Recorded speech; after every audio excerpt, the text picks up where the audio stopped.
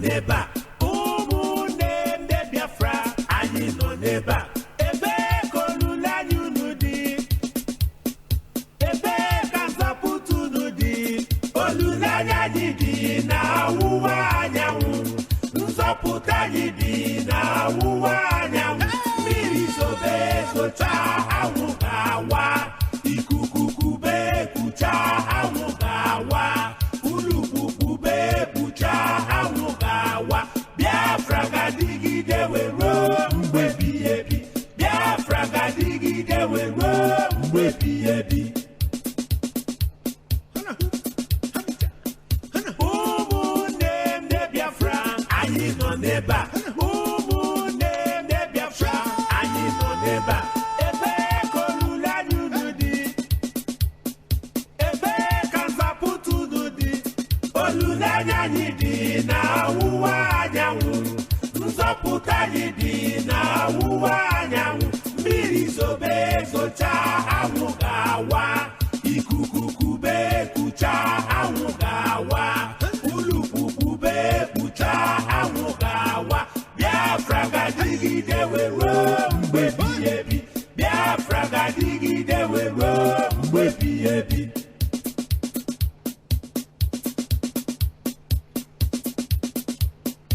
Ikwere na Biafra, Biafra, Biafra.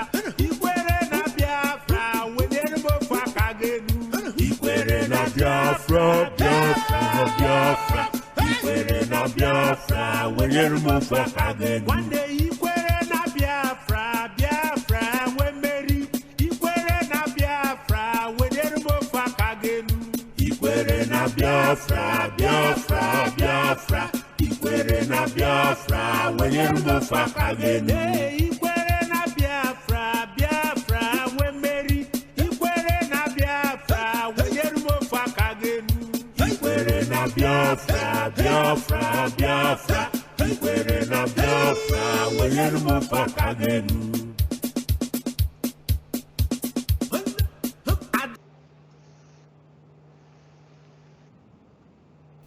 Good evening, my people. Good evening, my brothers. Good evening, ladies and gentlemen. Good evening, our visitor today, most senior brother, Barrister Emeka. Please welcome to our today's program, Biafra Project Phase 2. Thank you very much, Brother Zebedi, the able anchorman, the able moderator. Thank you for welcoming me to the program. I'm glad. And I thank all the Biafrans. I greet all the Biafrans who are listening to us. Thank you. Welcome to the program.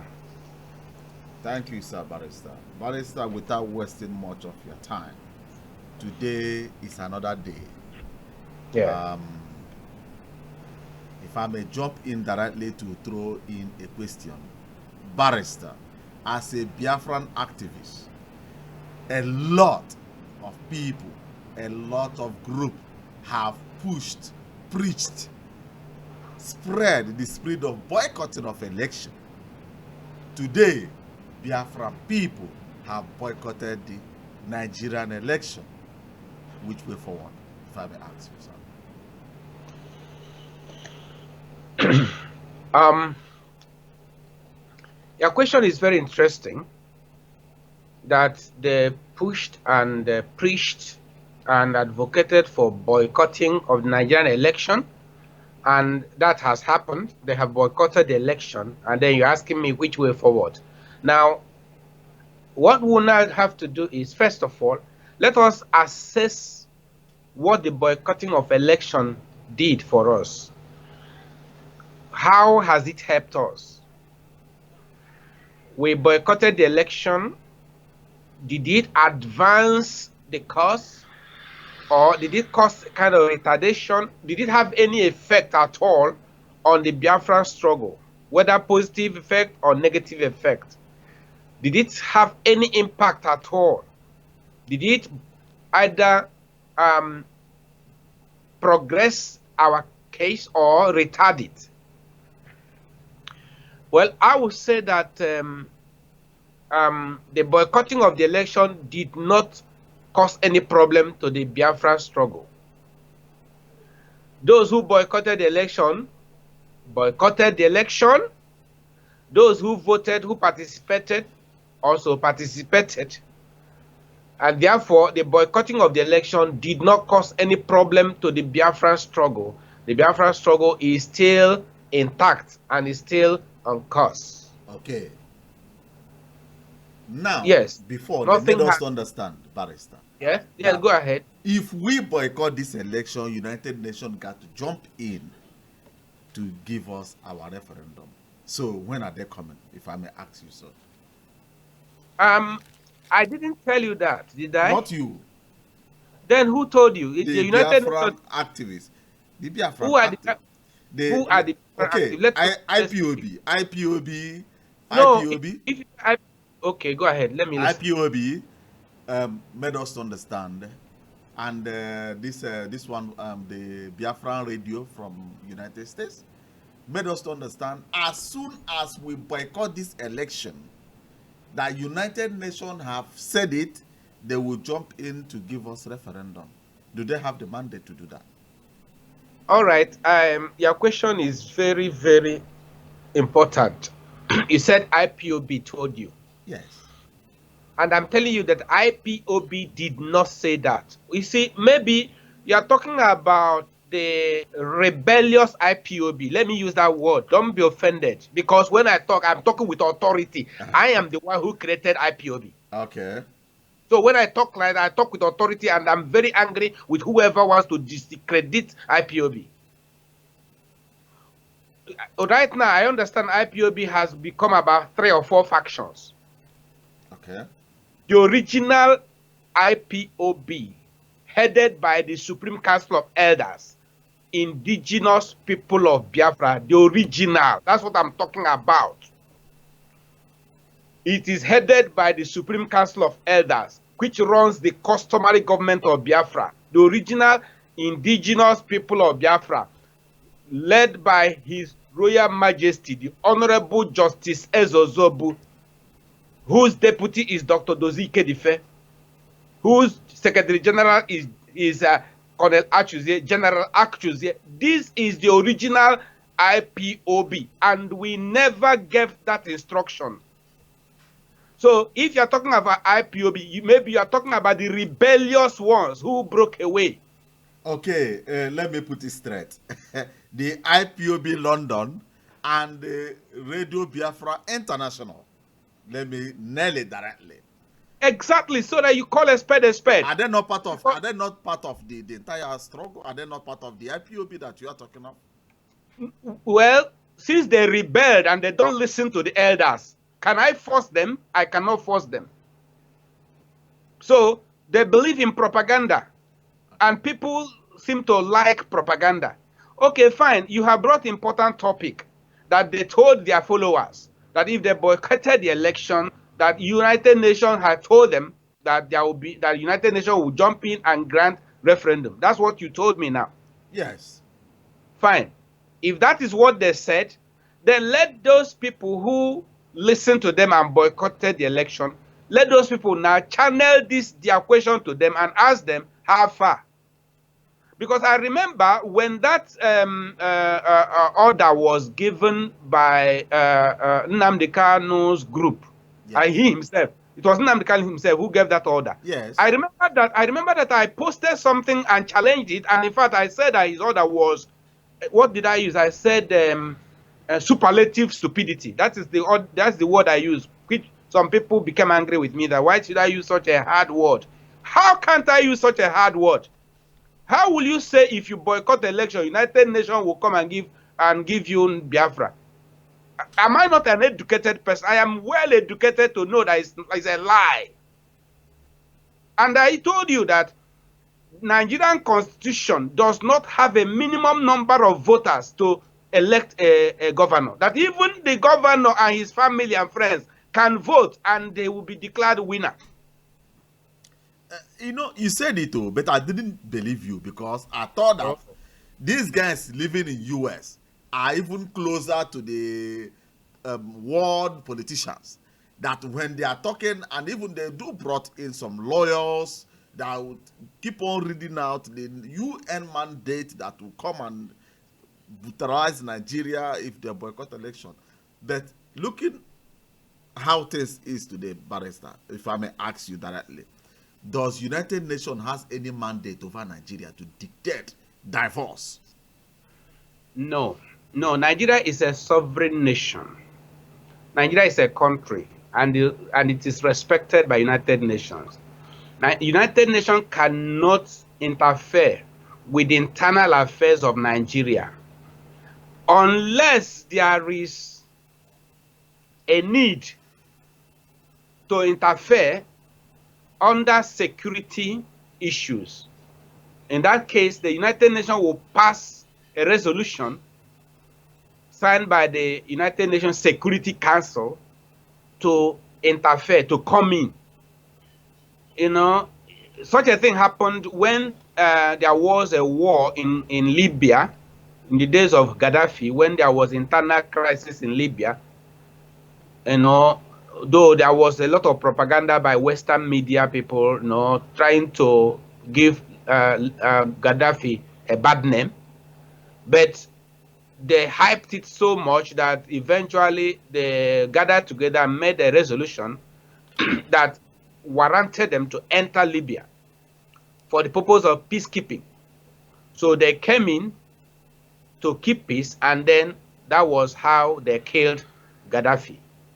So if Nigeria comes to that stage where there is uncontrollable bloodletting, anarchy, killing, war, to the extent that the United Nations can now say, okay, there is a total breakdown of law and order, and this calls for international intervention, then they will pass a resolution. That resolution will now give them the power to violate Nigerian territorial integrity and enter for the purpose of peacekeeping.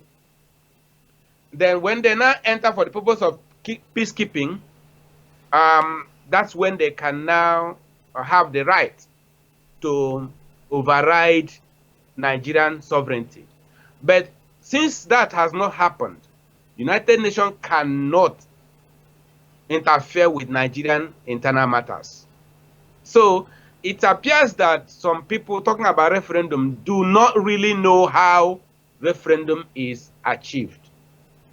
It is not United Nations that will impose itself on Nigeria to conduct a referendum. No, that is not how it's done. Okay, as you just mentioned, how can our people achieve if they want a referendum or any other method to achieve their dream? Freedom. Okay, now I know that many people are talking about referendum, and the problem is they don't know how to get it. Now, the Biafra Project Phase 2 we're talking about consists of the judicial process, diplomatic process, and political process. This thing constitutes the legal methodology which we are preaching. Referendum is a political process. It's just like voting. Looks like electoral process of voting. Voting yes or no. It is a political process. And how does it come? There has to be a judicial process first, legislative process, enacting a bill into law. Referendum cannot happen unless the bill of referendum is passed into law. So you can see law is there, politics is there. When the bill is passed into law, it creates what we call social contract, binding upon Nigerian government to let the people go if the result is yes, by a simple majority. But Barrister, men seeing what happened in Spain, do you think that is possible in Nigeria? No, Spain did not pass a law.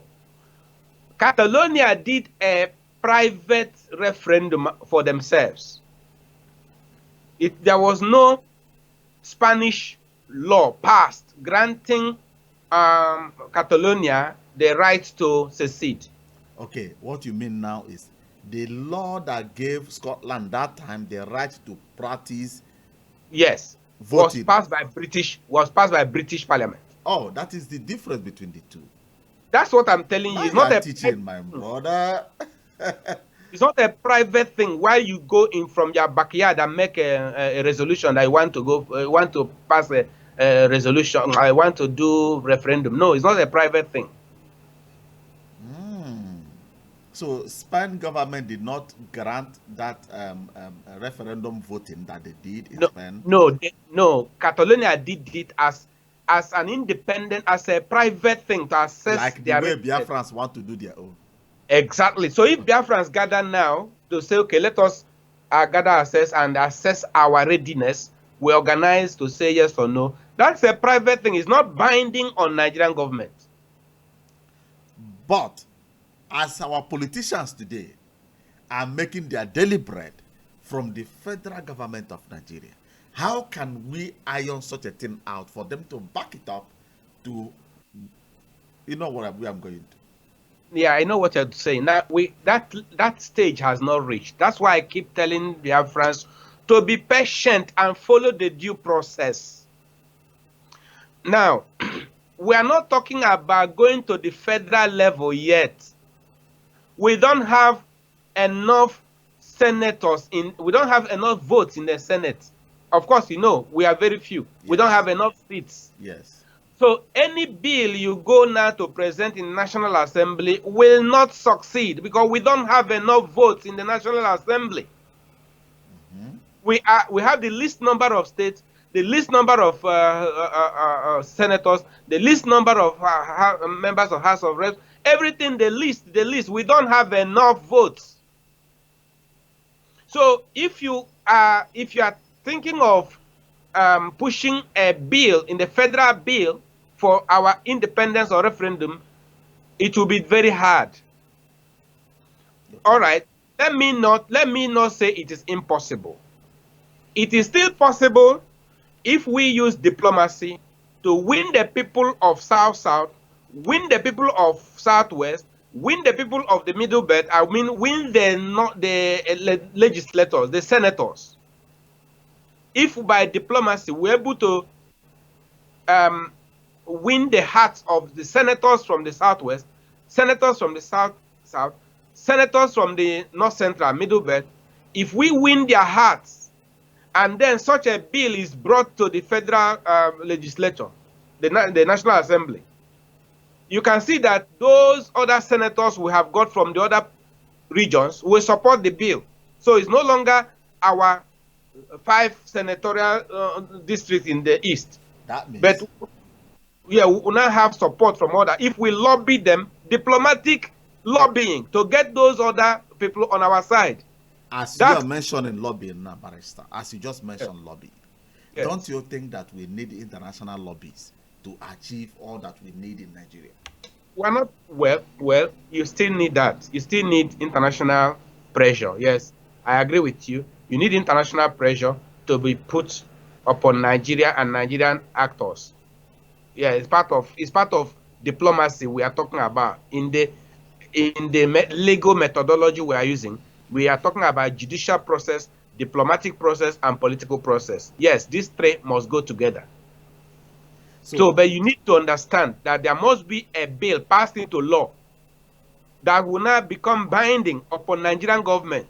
But what you are just saying now, this bill passed into law that will be binding into Nigerian government, that means we need to follow the step of Zeke to negotiate with Yoruba, negotiate with Hausa, and other part of Nigeria, protecting their interests. Is that what you're trying to tell us? Exactly. You need to use diplomacy. You need to negotiate with them. You need to talk. Because what you need in the East, other people also need. Is it not freedom we're asking for? Freedom, yes. Every other group, the Yoruba, the Middle Belt, all of them, they also want the same freedom. They also want the same freedom. So how do we go about it? Biafra Project Phase 2, says Barrister. Barrister, please narrate, explain to our people, pieces this thing that you are throwing in blocks. Because if people here sitting with Awasa to negotiate, these people are the worst people. They will not even represent us. So if you talk, say you go talk to Yoruba, they say, chai, this man don't collect money. This man, I tell you, say, Buhari don't pay up. So how can we explain so that a common man on the street will be able to pick where you're going to? Well, eventually we will come to that. We cannot run away from it. We will eventually come to that negotiation table. And Nigerian government, or the people that are ruling Nigeria, or the people that feel they are owners of Nigeria, they will have no choice, no other choice than to negotiate, because almost every person wants freedom in Nigeria. Okay, granted that the international community is interested in Nigeria, and I respect them, their interests, based on the spiritual principle that wherever a man's treasures are, that's where his heart will be. Wherever a man's treasures are, that's where his heart will be. I know that the international community, many countries, many developed countries of the world have invested in Nigeria, especially in the oil sector. The British government, the American government, the Canadian government, the Russian government, all French government, they have invested heavily in Nigeria. And I respect them, and I respect their investment, and I respect their opinion, because they want to protect their investment. And of course, every investor will be worried about change of circumstances. If you want Nigeria to suddenly change or disintegrate or dismembered, how will it affect their investment? Of course, they have to be worried and careful. So what do we do to protect their interests, as well as protect the interests of other Nigerians, and protect the interests of the Biafrans who are also seeking for independence? You have to consider all these factors and carry every person along. Protect every person's interest.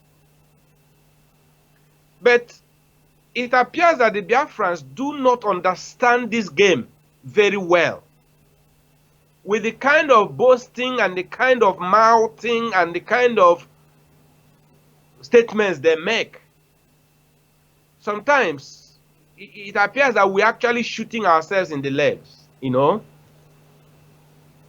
When some people will rise up and claim to be Biafran leaders, and they will start insulting the countries, insulting Britain, insulting America, insulting all the, Germany, saying that if we get independence, we shall do that and do that and do that and destroy this and destroy that. How do you think these people will look at you? First, we know that it's a boast. You are just boasting. You don't have power to do that. But by saying that, you are planting some negativism in their mind, and they begin to think that maybe you wake up tomorrow and become another terror. So they may resist you. Let me give you example of what happened in the first assignment, the first experiment about Biafran independence during the military era. Justice Nwokedi, retired Justice Nwokedi, gave a testimony of what happened when he and a few other Biafran diplomats went to Europe to solicit for support and recognition.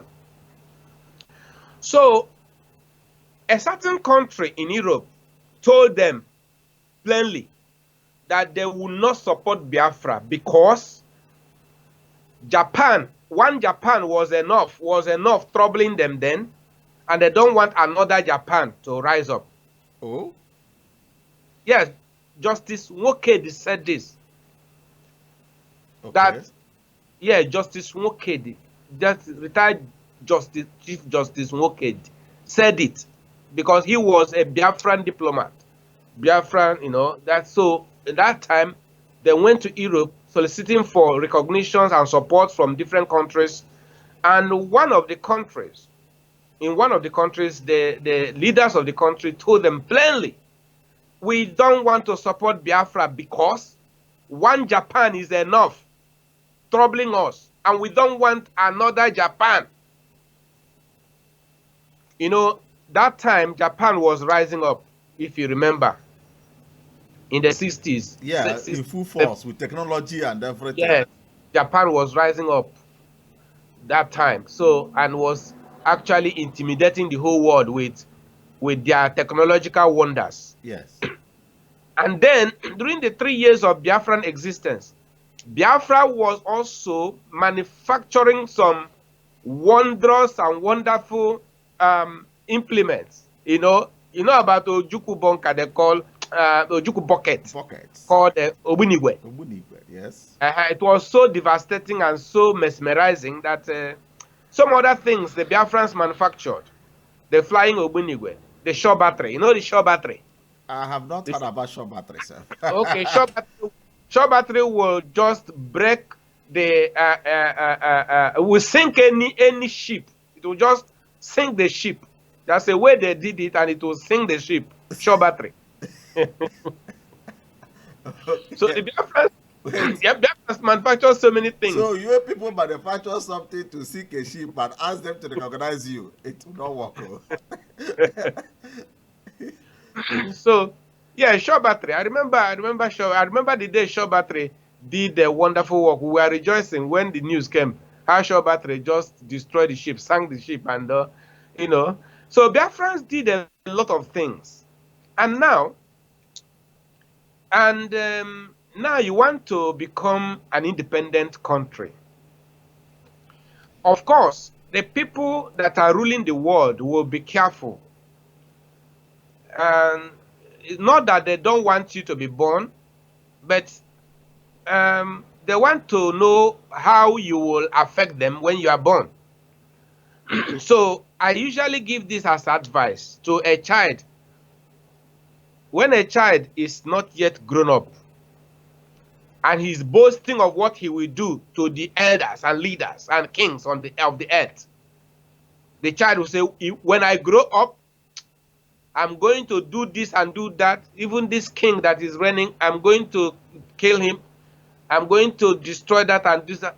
That child, they will not allow him to grow up. It's the same thing that happened in Nigeria, as Nnamdi said that if he go to Abuja, he's going to come back with Buhari said. They did not allow him to. They did not allow him to break to even enter motor self, talk less of to reaching Akwete. Okay. I get your message. Yeah, I get your message. He boasted that he will go to Abuja and come back with the head of Buhari. Yes. And they didn't allow him to even go to Abuja. He didn't even enter Kekena. That is message. That's the message I'm trying to pass to Biafrans. Biafrans should stop boasting. When a child who is in the womb is boasting that once I'm born, I come out into this world, I'm going to overthrow the king. I'm going to do this and do that. In fact, the manufacturer of aeroplane will no longer manufacture it. I'm going to create another one. You don't even need aeroplane. Stay in your room and fly. So when you make all these boasts, we are still in the womb. Let me tell you, the people that are on earth will make sure that you are not born. They'll make sure that pregnancy is aborted. Yes. Do you understand? Yes. I really understand that, Barrister. It appears I have to take a break for 1 minute or 2 minutes. Okay, so my people, stay tuned. Let Barrister organize himself. Thank you very much. Just a minute or two. Friends I'll be back. And fellow citizens of Nigeria. Good morning and good afternoon. It depends wherever you are watching this video from. Actually, it has been long that I have not made any video about our government in Nigeria. I'm not against our government. I'm not against my own country. I'm not against anything. But I think the white man says information is power. You know, Nigeria is in a very big mess now as I'm talking to you. Maybe Nigerian television, Nigerian news agencies are not informing the citizens of Nigeria what is going on in that country today. Mistake, I won't say that it's mistake, but I fall into a very secretive news that Nigerians doesn't even know about. Our economy is gone. As I'm talking to you now, Okay. all the big Thank you companies for- in Nigeria are moving their Thank you money for out of giving me a Nigeria little today. time. That's Okay. breaking news. Are you ready? The Nigerian news Yes, thank television you very much. are showing you guys a Welcome back, Barrister. Welcome Thank back. you. Thank you. So Are we on now? Are we on we air? are live. We are live. We're live. Yes. So they're seeing me. Eh? Live. The stay tuned is already over. Okay, that's all right. So, my advice is that we have to be careful how we talk, how we boast. Stop boasting of tomorrow. You don't know tomorrow. Echi dime, onye eme echi. Why boasting and boasting? You are not even sure that you'll be alive tomorrow. Stop boasting. In fact, the Bible says if you want to boast, boast in the Lord. Say, by the grace of God, this thing will happen. By the grace of God, this will happen. Don't boast as if you have the power to keep yourself alive. Suppose you boast and boast tomorrow, you are no more. Then Buhari kill him now. So what we are saying is that let us be humble. Let us be humble. Listen, the countries of this world, they don't hate us. What they hate is maybe our attitude to this thing. Because Biafra independence is not the last that will happen. Certainly it will happen, but it will not even be the last. Certainly, Biafra will have independence. It will not be the last. Look at the history of the world. Nations rise and nations fall. Is it not true?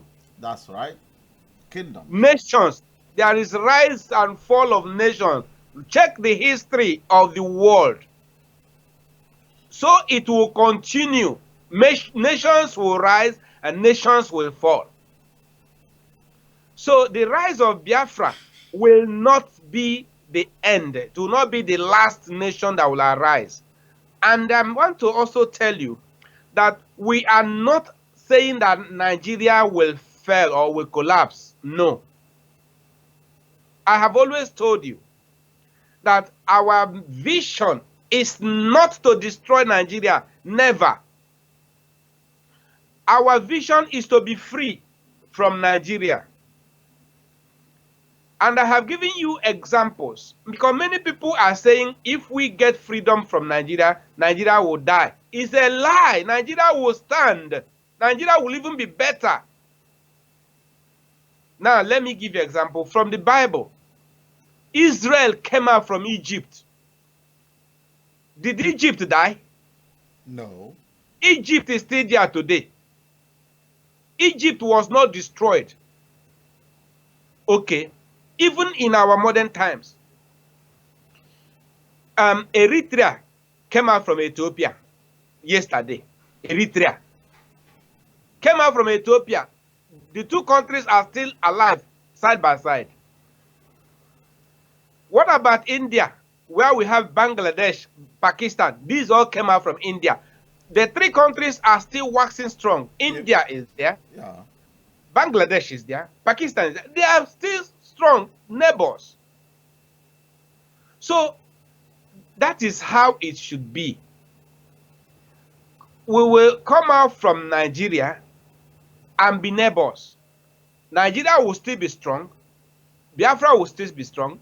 But the Biafra Project phase 2, which we are preaching now, there is a second phase before the outright independence. We don't want the outright independence now, at the moment. There is something called project appraisal, feasibility and viability appraisal of projects. By the grace of God, I am a chartered, qualified, experienced project appraiser. I was trained at the University of Nigeria. I am a qualified, chartered project appraiser. Valuation of projects, appraisal of projects. The Biafra Project, I took time and did appraisal. And I came to the professional opinion, mark my word, professional opinion, that the Biafra Project must be in phases. Phase 1, phase 2, phase 3. I am talking this with authority as a professional appraiser. Because so many people talking about this Biafra, and I keep wondering whether they are educated. I'm sorry to use this word. But I have found out that so many people talking about this Biafra project, Biafra, are not educated enough. I didn't say they are not educated. Yeah. Not educated enough. I don't believe in just propaganda with nothing. Now, in appraisal of projects, we talk about feasibility and viability studies.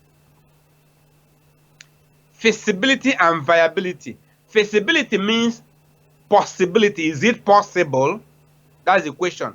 When we talk about feasibility and viability of project, first question is feasibility. Is it feasible? That is it possible? Is it possible for Biafra to gain independence? That's the first question. The second question is viability. That is worthwhileness, profitability. Is it really worthwhile? I have answered these two questions in the feasibility and viability appraisal I conducted.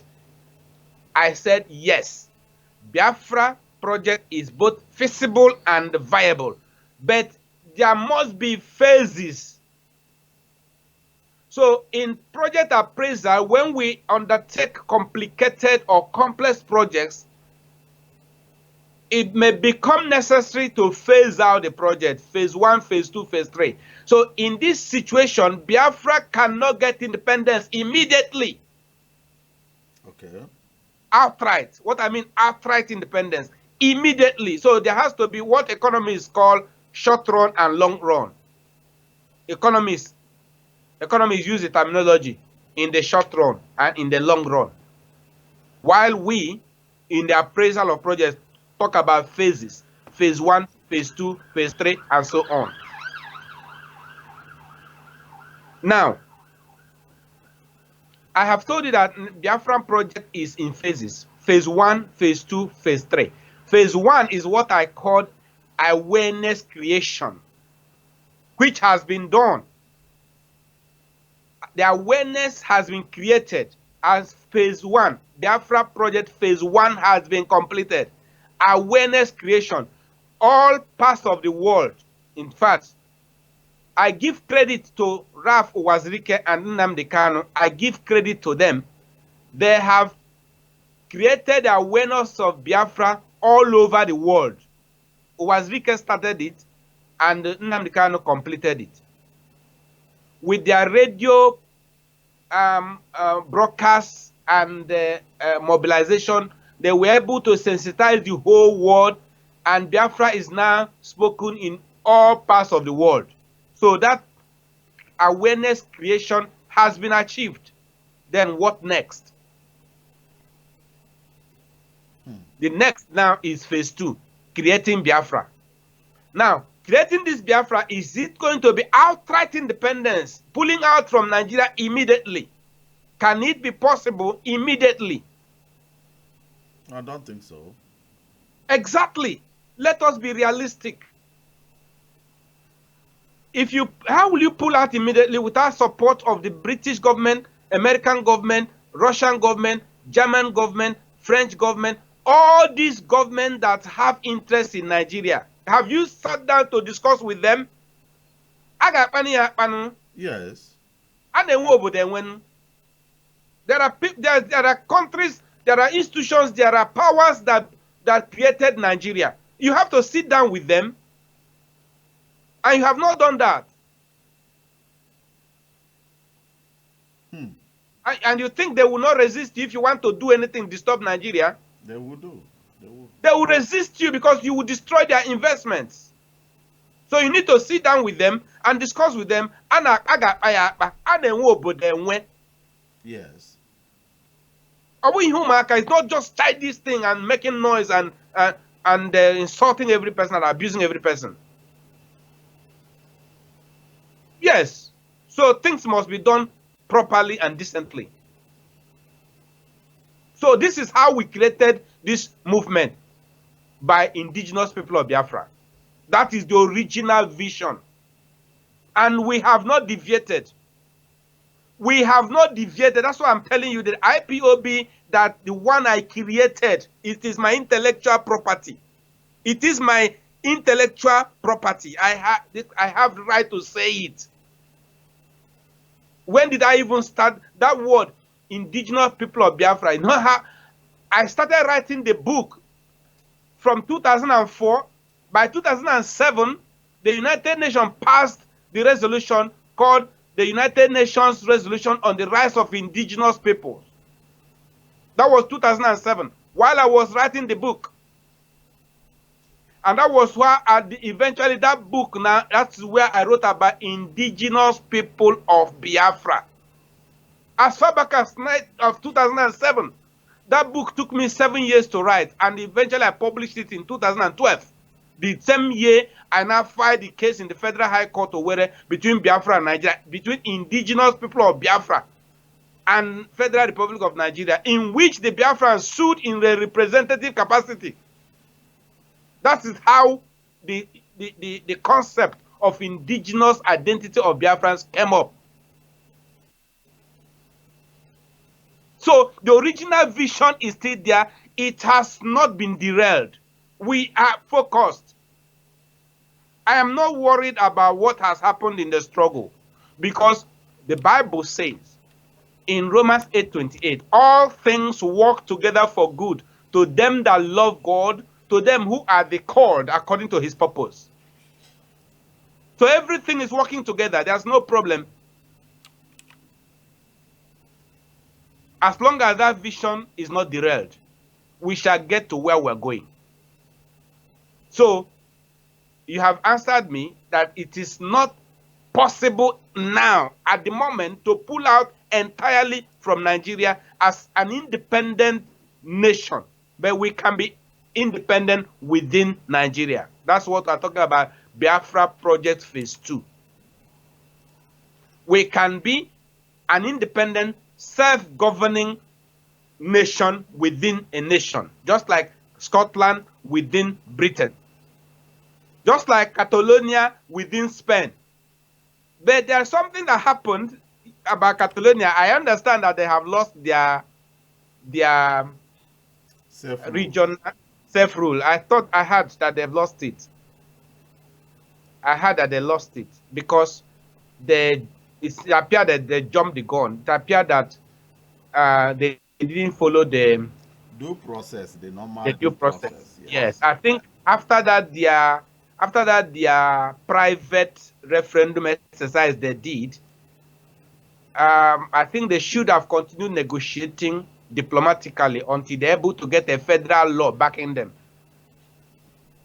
But I understand that I think they pulled out, either they pulled out or something. There's something that happened, and then the Spanish government now activated their power to overrule them, and they lost their self-rule. Yeah, the issue there is this. I don't really know the details. The regional government of the Catalonian people. Yeah.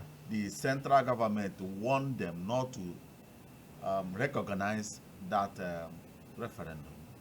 Yes. and later obey to the pressure of the public, and they recognize it. Now, Okay. Spain now went and report to their parliament, their senate, Yeah. that the Catalonians have breached one article, whatever, that will Of now give okay. them the authority to activate Article 51 of their constitution to Okay. override the Okay. self-governance of the Catalonians. So they have lost their self-rule now. For now, it may roll back if they if they get new government. you know. Okay, the Biafrans, the thing is the Biafrans have not even reached this level We first. haven't even get any parliament, anything. We Yes, have nothing. if we can get to the level of having our own self-rule, having our own parliament, Biafran parliament, governing ourselves first, at least let's get to that stage. Then we start negotiating for outright pullout. You know what, Independent. Barrister, this thing is things that our people fail to understand. That this independency that we are fighting for is a normal due process of a thing. That you won't just jump in and pull Biafra out and run away with it and establish whatever, everything will collapse. Even no advanced nation will back you. No, Because it won't. will cost them money, it will cost them manpower, it will cost them military, it will cost them a lot of things to start putting things back to normal. It's true. It's But true. these European countries that understand the power or that the need for sovereignty, they divided their regions as we have it before, Eastern region, Yeah, Western yeah. region, and whatever, governing ourselves. And our people didn't know that we lost that thing after the war. Exactly. Nigeria override everything and took over the entire sovereignty of the whole territory. And our people fail to keep on negotiating to get such a thing back. Rather, Yeah. we keep on pressing for destroying the country, which is wrong interpretation, if you ask me, Barrister. You know. Yeah, if we can regain our lost regional government first. But now the regions are no longer 4. Remember at that time we had 4 regions: the Eastern region, Western region, Northern region, and Midwest. Yes. Midwest was created in 1964. Now we have 6 regions, which we call 6 geopolitical zones, which is better. It now accommodates everybody and also removes the fears of domination, which some people we are entertaining. I'm using this terminology because when I read the book written by Ken Saro-Wiwa, I understood why the Aburi Accord was violated. Yeah, when I was writing this book, Biafra or Nigerian presidency, what the Igbos want. Yes. When I was writing this book, I was making a lot of researches about what happened in the past and how we got to where we are today. Somebody told me to go to Ken Saro-Wiwa's house and get a copy of a book he wrote in the 70s or 80s. The book is called On a Darkling Plain. Wow. So I drove down to his house, to his office then at Agri Road. My chambers was at Ibuku Street, D-Line. So I just drove down to his house at Agri Road. He has this Saros publishing company. So I went there and asked he's late now. He died in the days of. Yes. But his business is still on, his company is still on, his family is still on, and so on. So I went there and asked for the book. Fortunately, they had a copy of that book. They said it was out of print, but they could spare that one and then maybe tell their publishers or printers to reproduce more. So I bought a copy of that book and I went and read that book from cover to cover. I read that book properly and I saw where the problem started. Can you narrate a little, please? Yeah, because on a serious note, before I was blaming General Gowon for violating Aburi Accord, but after reading that book, I stopped heaping all the blames on Gowon. Well, as the head of state, as the president or head of state of Nigeria, then he will still be held responsible anyway. We usually say that the buck stopped on his table. But I found out what really happened. Ken Saro-Wiwa said in the book he wrote, his testimony he gave by himself, he said that actually that when the news about Aburi, the agreement at Aburi, when the news came, every person was happy. That he himself also knew that Aburi Accord was the perfect solution to the Nigerian problem. Okay.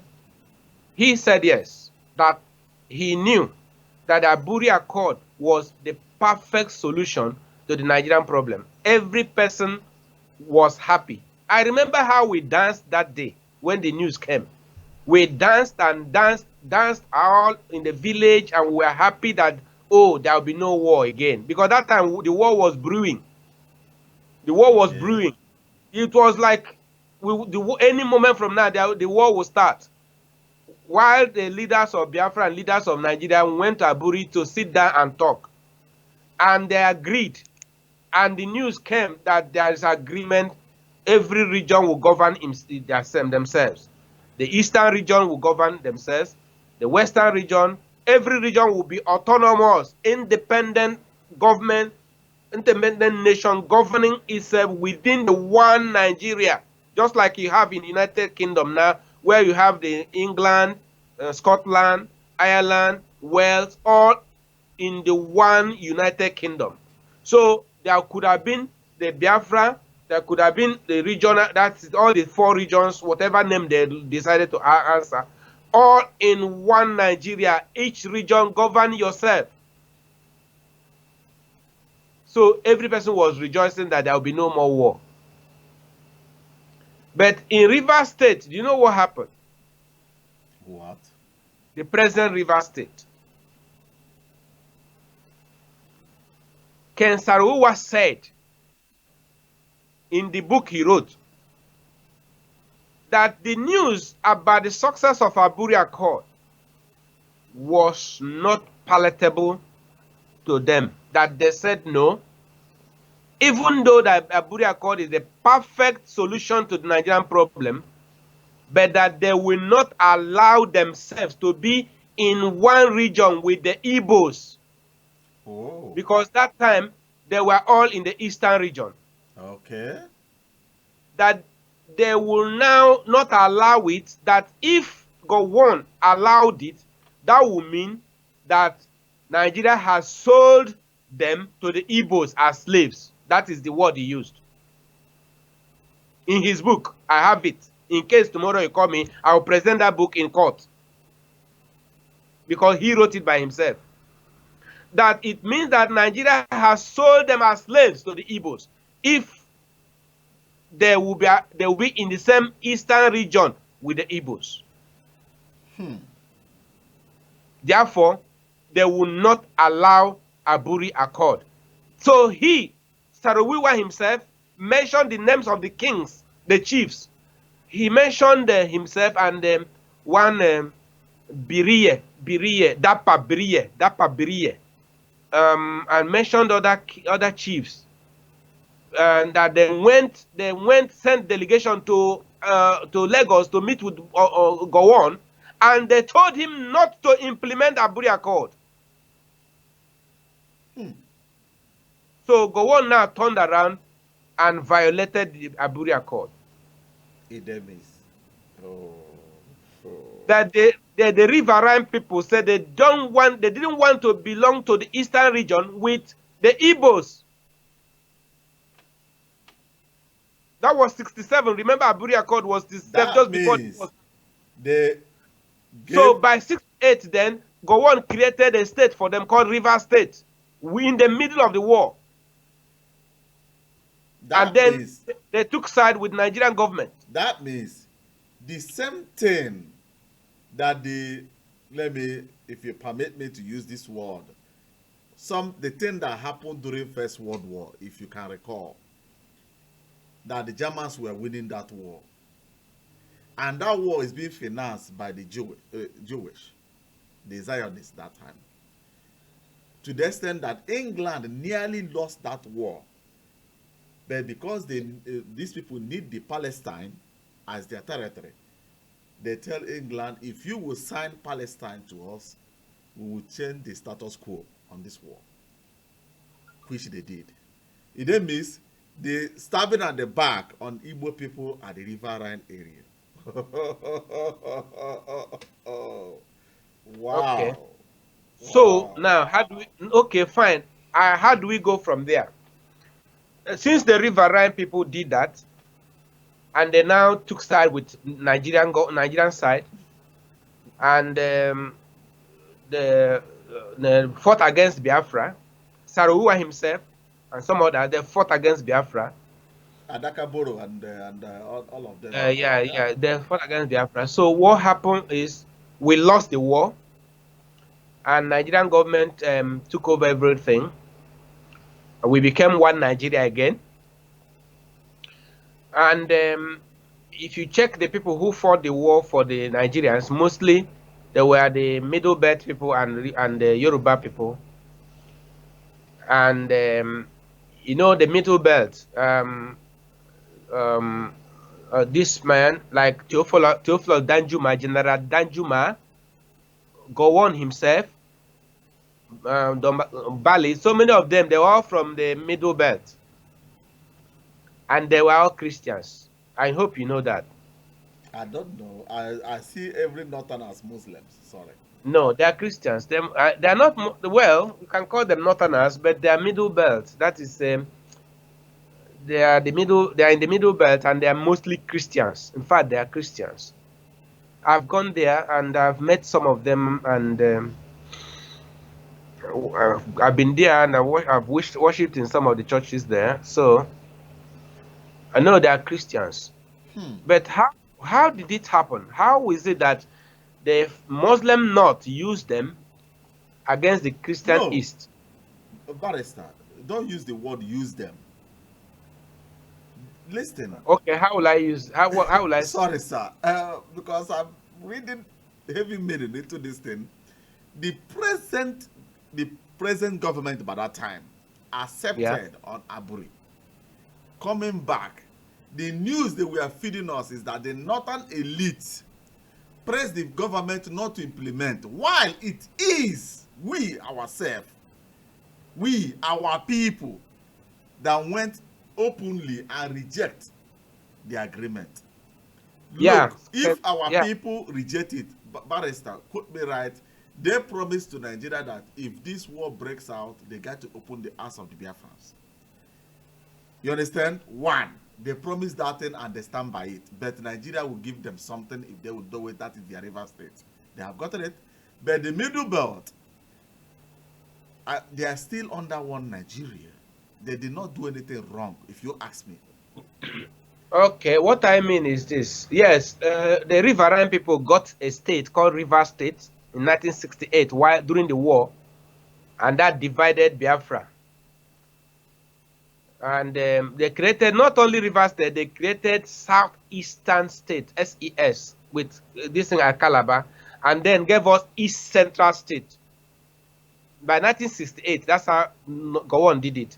Gowon broke Biafra territory into three. Gave River State with capital at Port Harcourt. Gave Southeastern State with capital in Calabar. You know, Cross River and the Akwa Ibom came later. It's not, but in 1968, I'm talking about. That means that is the territory that stand against Aburi Accord. So he divided Biafran territory into three. The River State, Southeastern State, and East Central State. Then Rivers State then, he appointed an administrator. I think it was DTSP or something. The first person, I don't remember now. I think DTSP. Then appointed someone for Southeastern State. And then East Central State, he appointed, there was no one who was willing, except who was willing to take it, but someone took it called Okpabiasika, took it as the administrator of East Central State. So these three regions now, or three states now, emerged from Biafra. And then it was like dividing Biafra land. So while some people, the East Central State fought the battle, River State, some of them were in sympathy while some of them were not. And then also Southeastern State, that is the present Calabar and present Cross River and Akwa Ibom, some of them were in support while some of them were not. Like, you know, the second in command to Ojukwu is from the then Southeastern State, which is the then which is present Akwa Ibom. You know, that is General Effiong. So, if I may comment, sir, sorry, yeah, I'm cutting you short. This, because Oyibo says information is power, and you are lecturing our people. You know, our people keep on complaining about Kwashoko and economic and food blockade being given to the Biafran people. And I keep on asking myself, how can it be so successful while River State is there? Because there are creeks that they can smuggle as many food as they want. That means they help Nigeria to give the Igbo people that food blockade with Cameroon. Yeah, it's okay, but I actually don't want to dwell more on the damage that happened. I don't want to talk about what happened. I want to talk about the way forward. Because if we start talking about the atrocities committed then, that's a different page, and it will take us back. There is one somebody that do normally call me. That person, I won't mention whether it's a man or a woman, but gave me one information, and I keep on asking myself. She said that by that time, I will not call the area, that their area start killing Calabar people and River State people, eating their flesh, eating them as food because of the crime they committed against our people. Now I have solved that mathematics. They notice that these people are the ones that are troubling our people. They follow Nigeria to give us the blockade. Wow, Barrister, you are loaded. You are loaded. Now, I don't know why you decided to open up this thing. I said let's forget the damages or the things that we can only forget, Barrister. We can only forget if, look, as Trump just took courage to make a powerful speech this week. That speech shook the world. But for me, I think it's painful for some people, but it has been done, and now is to start healing the wound. You understand? Yes. If I keep remembering the offenses, or if I keep remembering the evils people have done to me,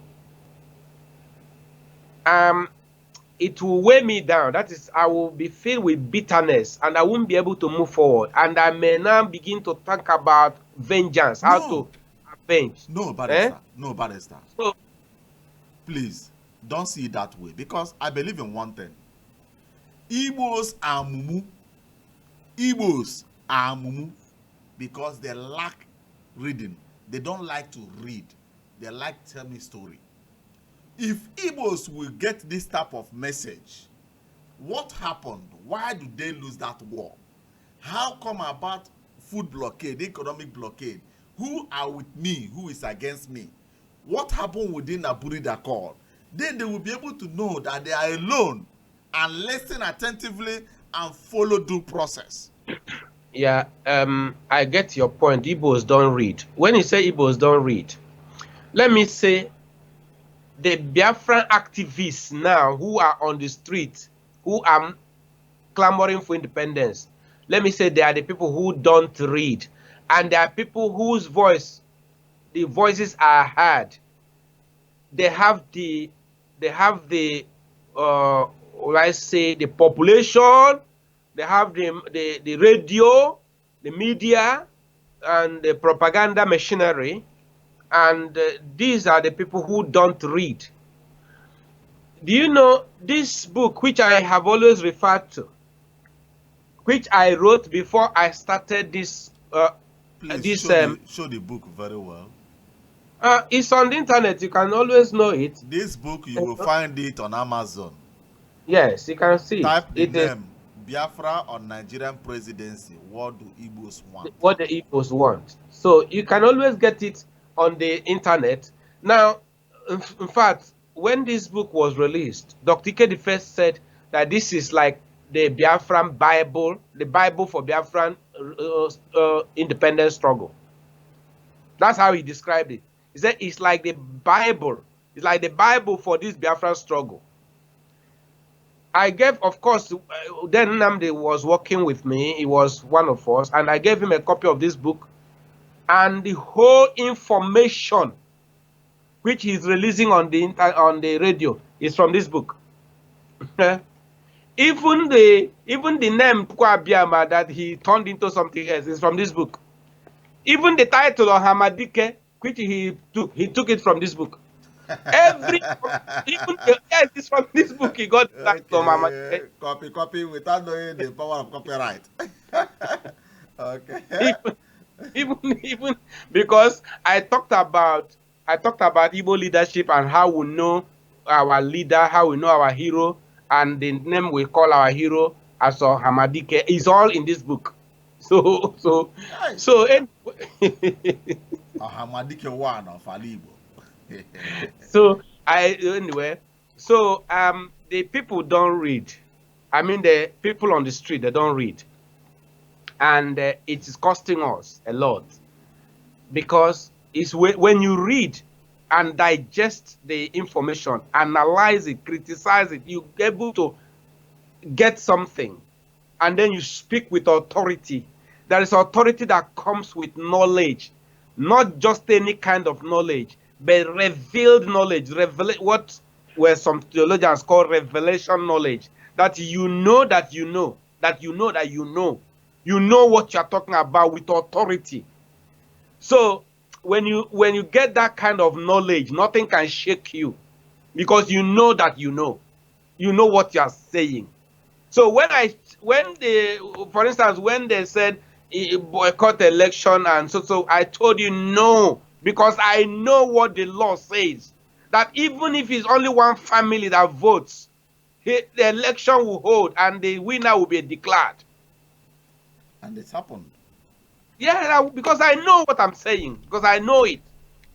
And then somebody said this, that, all this propaganda, let's forget it and let's move forward. So what we're saying is this. When we saw that the Aburi Accord was violated, and we now knew why it was violated, the Igbo intelligentsia went back to the drawing board in 1994 at Mkpok meeting in Enugu. Okay.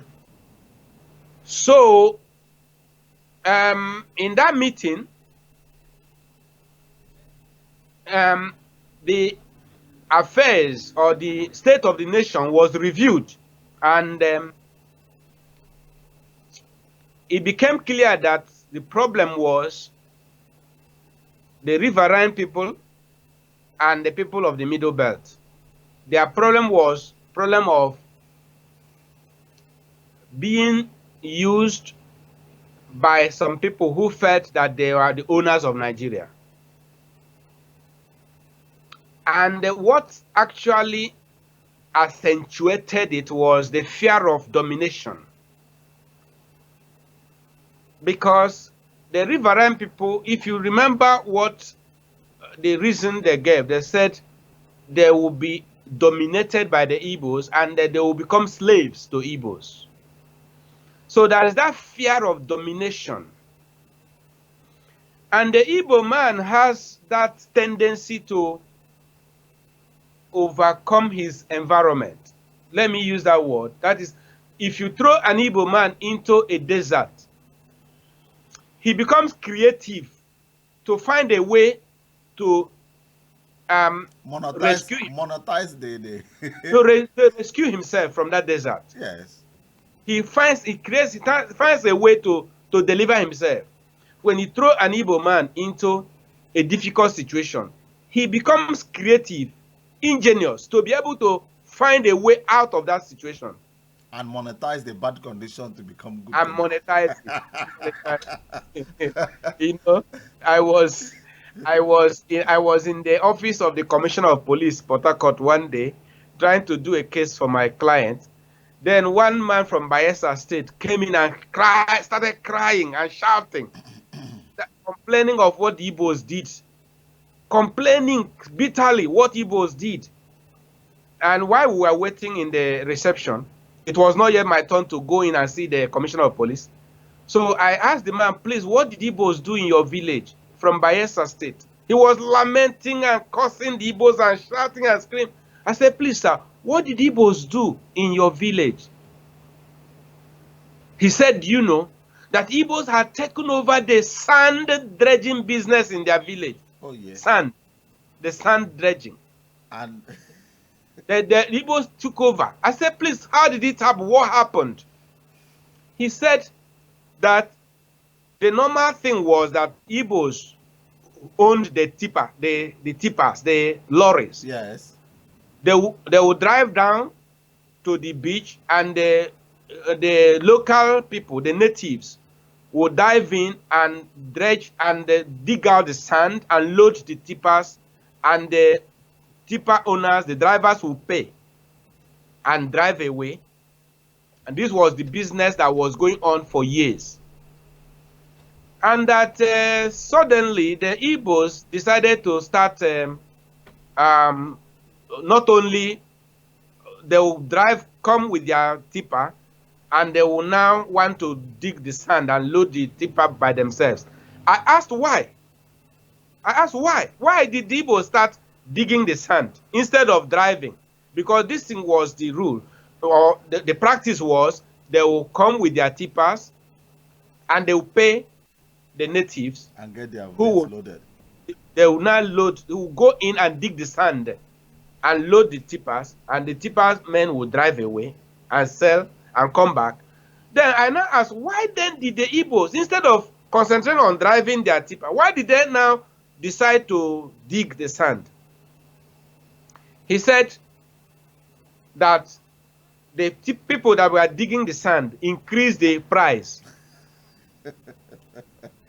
Now, affecting the gain of Igbo man. Yes.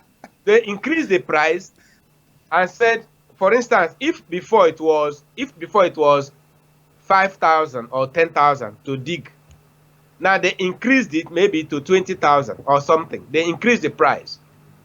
Then the Igbos, instead of paying the price, said they would dig by themselves. And then they removed their dresses and jumped in to start digging the sand, and most of them died because they didn't know how to swim. So they would jump into and start to dig, and they died. And the man said every day the bodies of Igbo men will be brought out from the river, and they died. Every day dead bodies will be brought out, and the natives were rejoicing. But do you know that despite the fact that the Igbos were dying, they still continue to jump in and continue to dig? Eventually they stopped dying. They learned the way of fish. They started swimming like fishes. That the Igbos they now understood how to swim, go to the bottom of the river and dig sand, and they now swim better than the natives, and they swim like fishes now. And what they now do is they drive their tipper, come there, park their tipper, jump in, stay there, and dig the sand, and come and load, and drive away. They no longer pay the natives. Oh my God. That is gene. You know, their That gene they try took to... away, the business. So he was lamenting. So when he said this, I asked the question. I asked all the people sitting there. I said, "Please, all of you, my friends and brothers and sisters who listen to this news, how will you blame the Igbos now? You increase the fee, and it became too exorbitant. Over 200%. Now they now decided to take a risk and jump into the river and died. Most of them died. But as they were dying, some were still learning it, and they died and continued to die and continued to learn it. And now they learned the art of diving into the bottom of the ocean or river and dig the sand. And now they have perfected the art, and they now do it by themselves and load their tipper and drive away without paying anybody. How then do you blame them? Yes. Can you understand what I mean? Yes. The issue there So, is... but the news in that section of Bayelsa State is that the Igbos have dominated the sand dredging business. So, how do you resolve that kind of problem?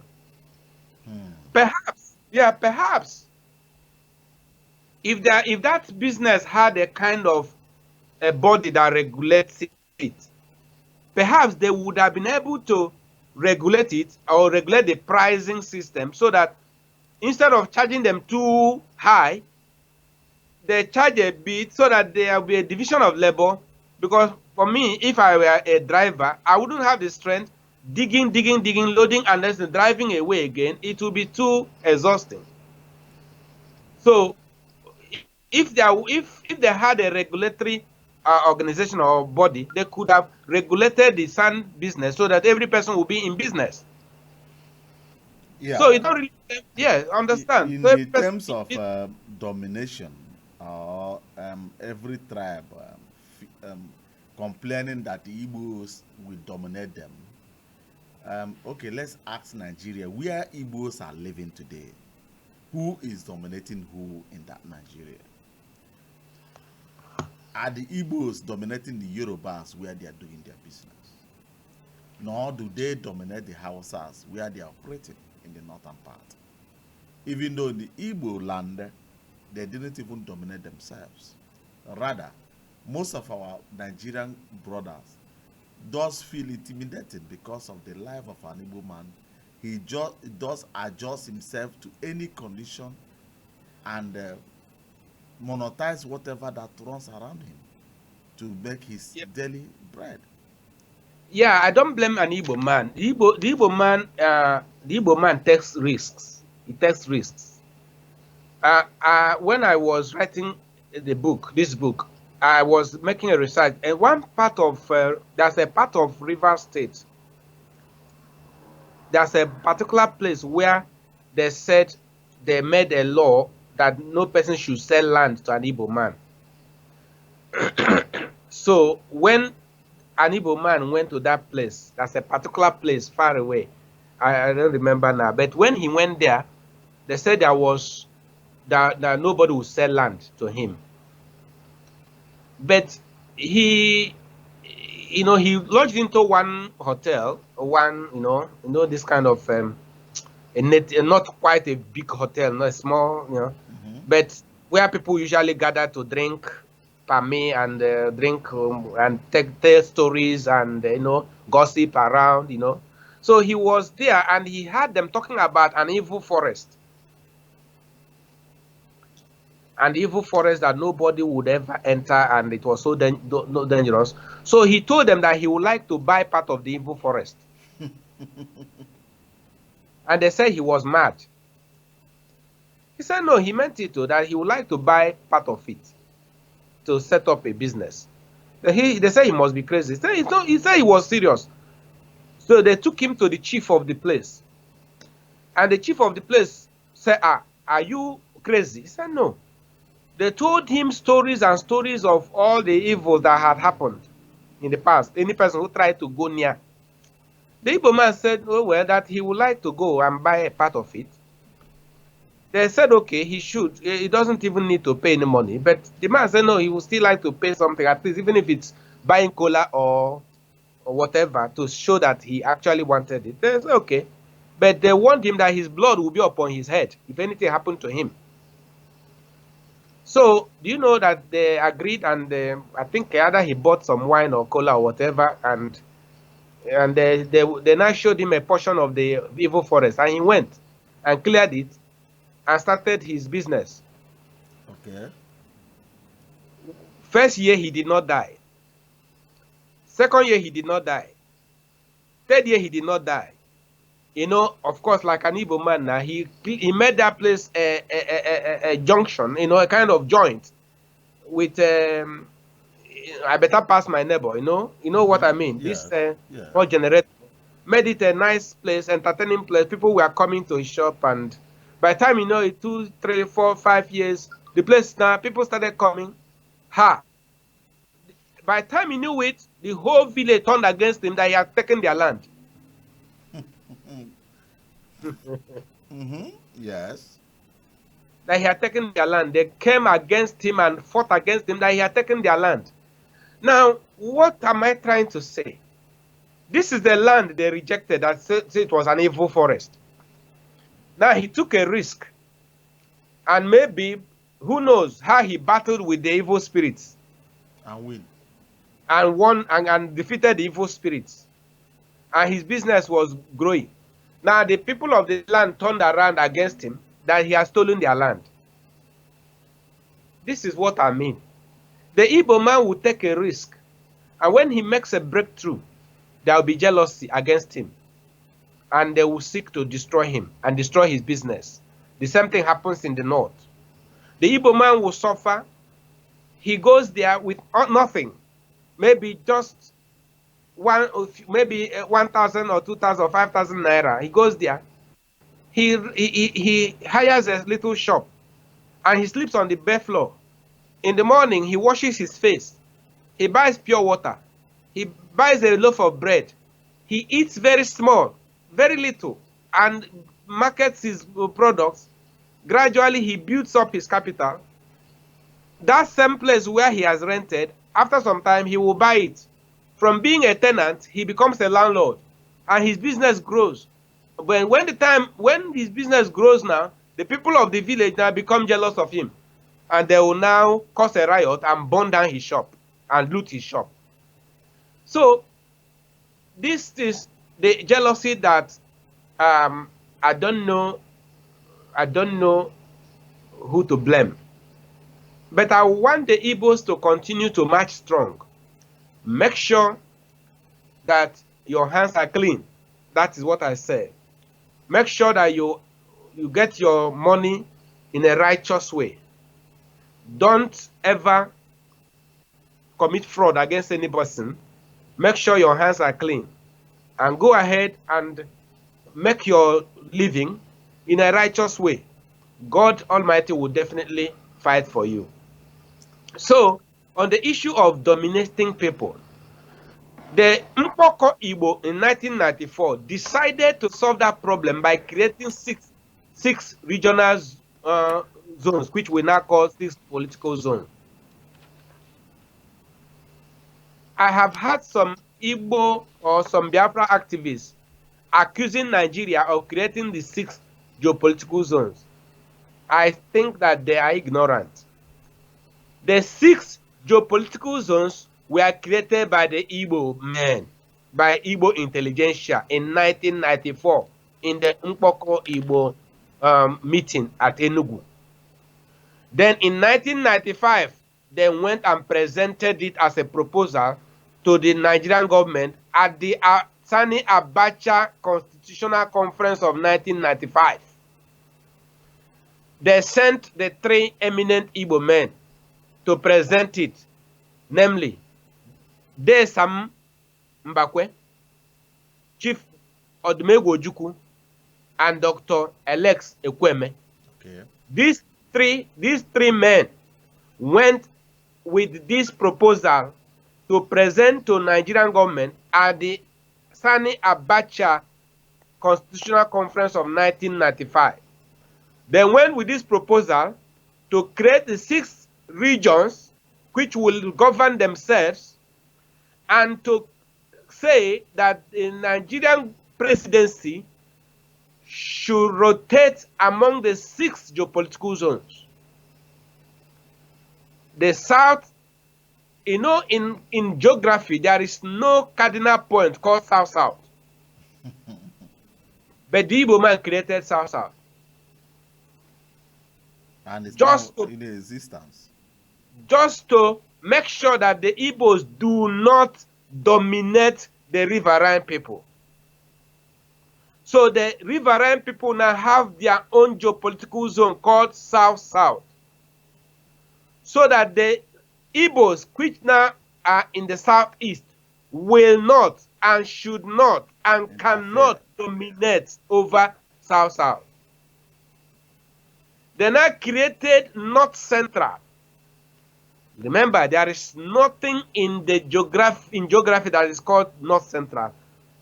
The cardinal points we have in geography are 4 cardinal points, 8 cardinal points, 16 cardinal points. That's how it's. So it's either east, west, north, and south, or northeast, northwest, southeast, southwest. That's 8 cardinal points. There are 4 cardinal points, 8 cardinal points, 16 cardinal points, and so on. So you can say northeast, north, east, northeast, southeast or southwest, east, west. No, that is if you go to 16 cardinal points, or 8 cardinal points, southwest, southeast, so northwest, northeast, then east, west, north, and south. So in geography, we have 4 cardinal points, or 8 cardinal points, or 16 cardinal points, as the case may be. There is no south-south, there's no north-central, but the Igbo man created south-south and north-central to give separate political identity to these people who feel they are minorities. They are no longer minorities.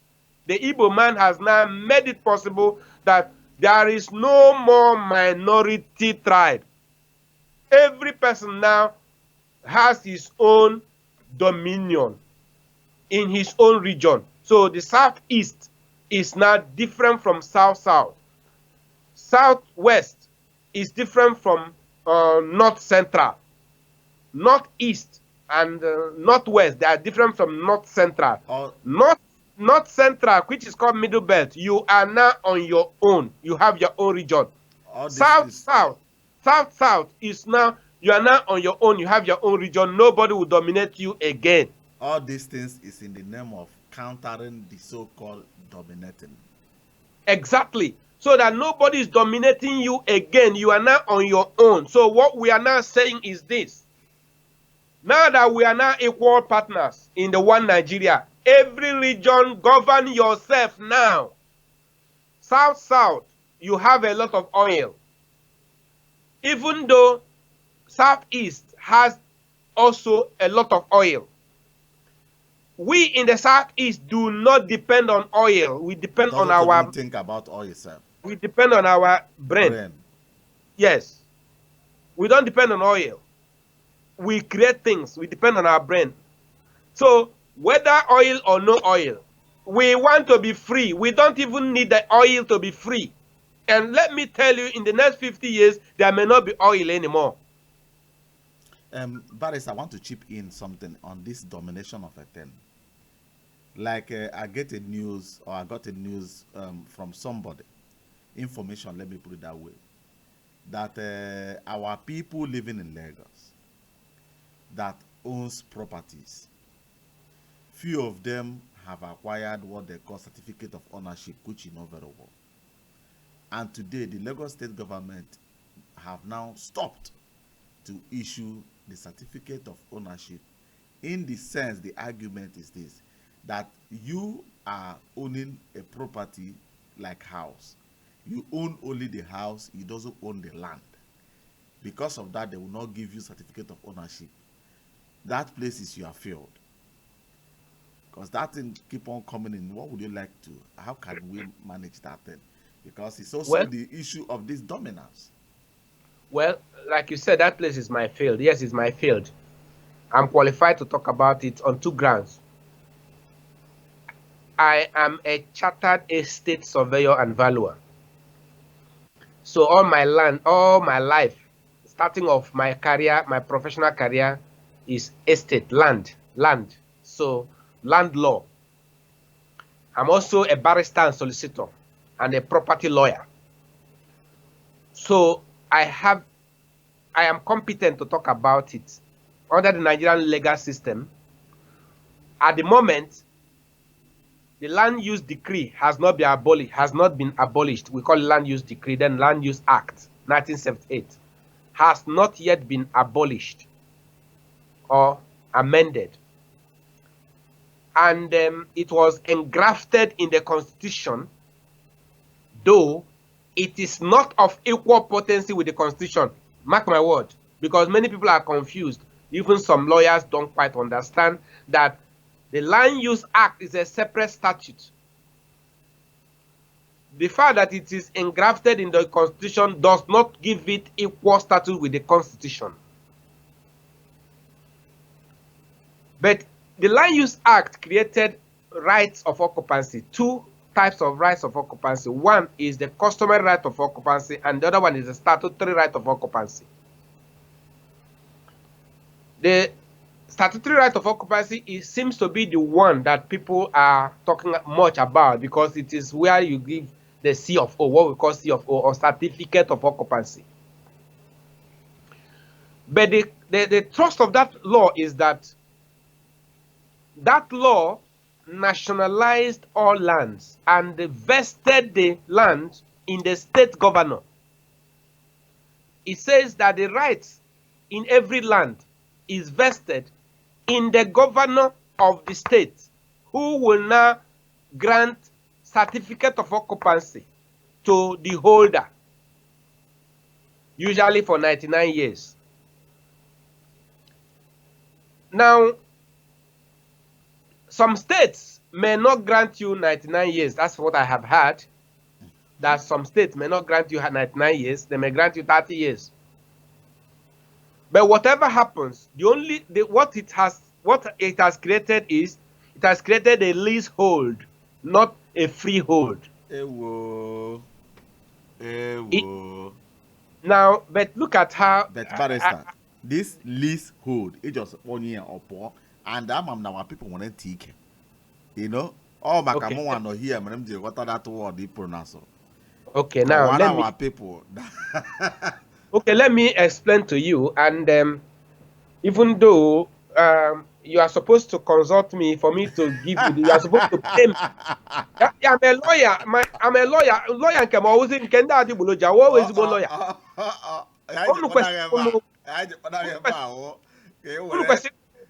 He went to the Kwadi buy bread because he has which is his swap on Lagos.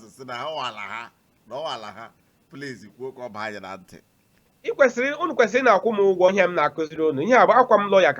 Yes. Our people, well, barrister, I can put your pending. Let's put this side pending. He could raise your barrister.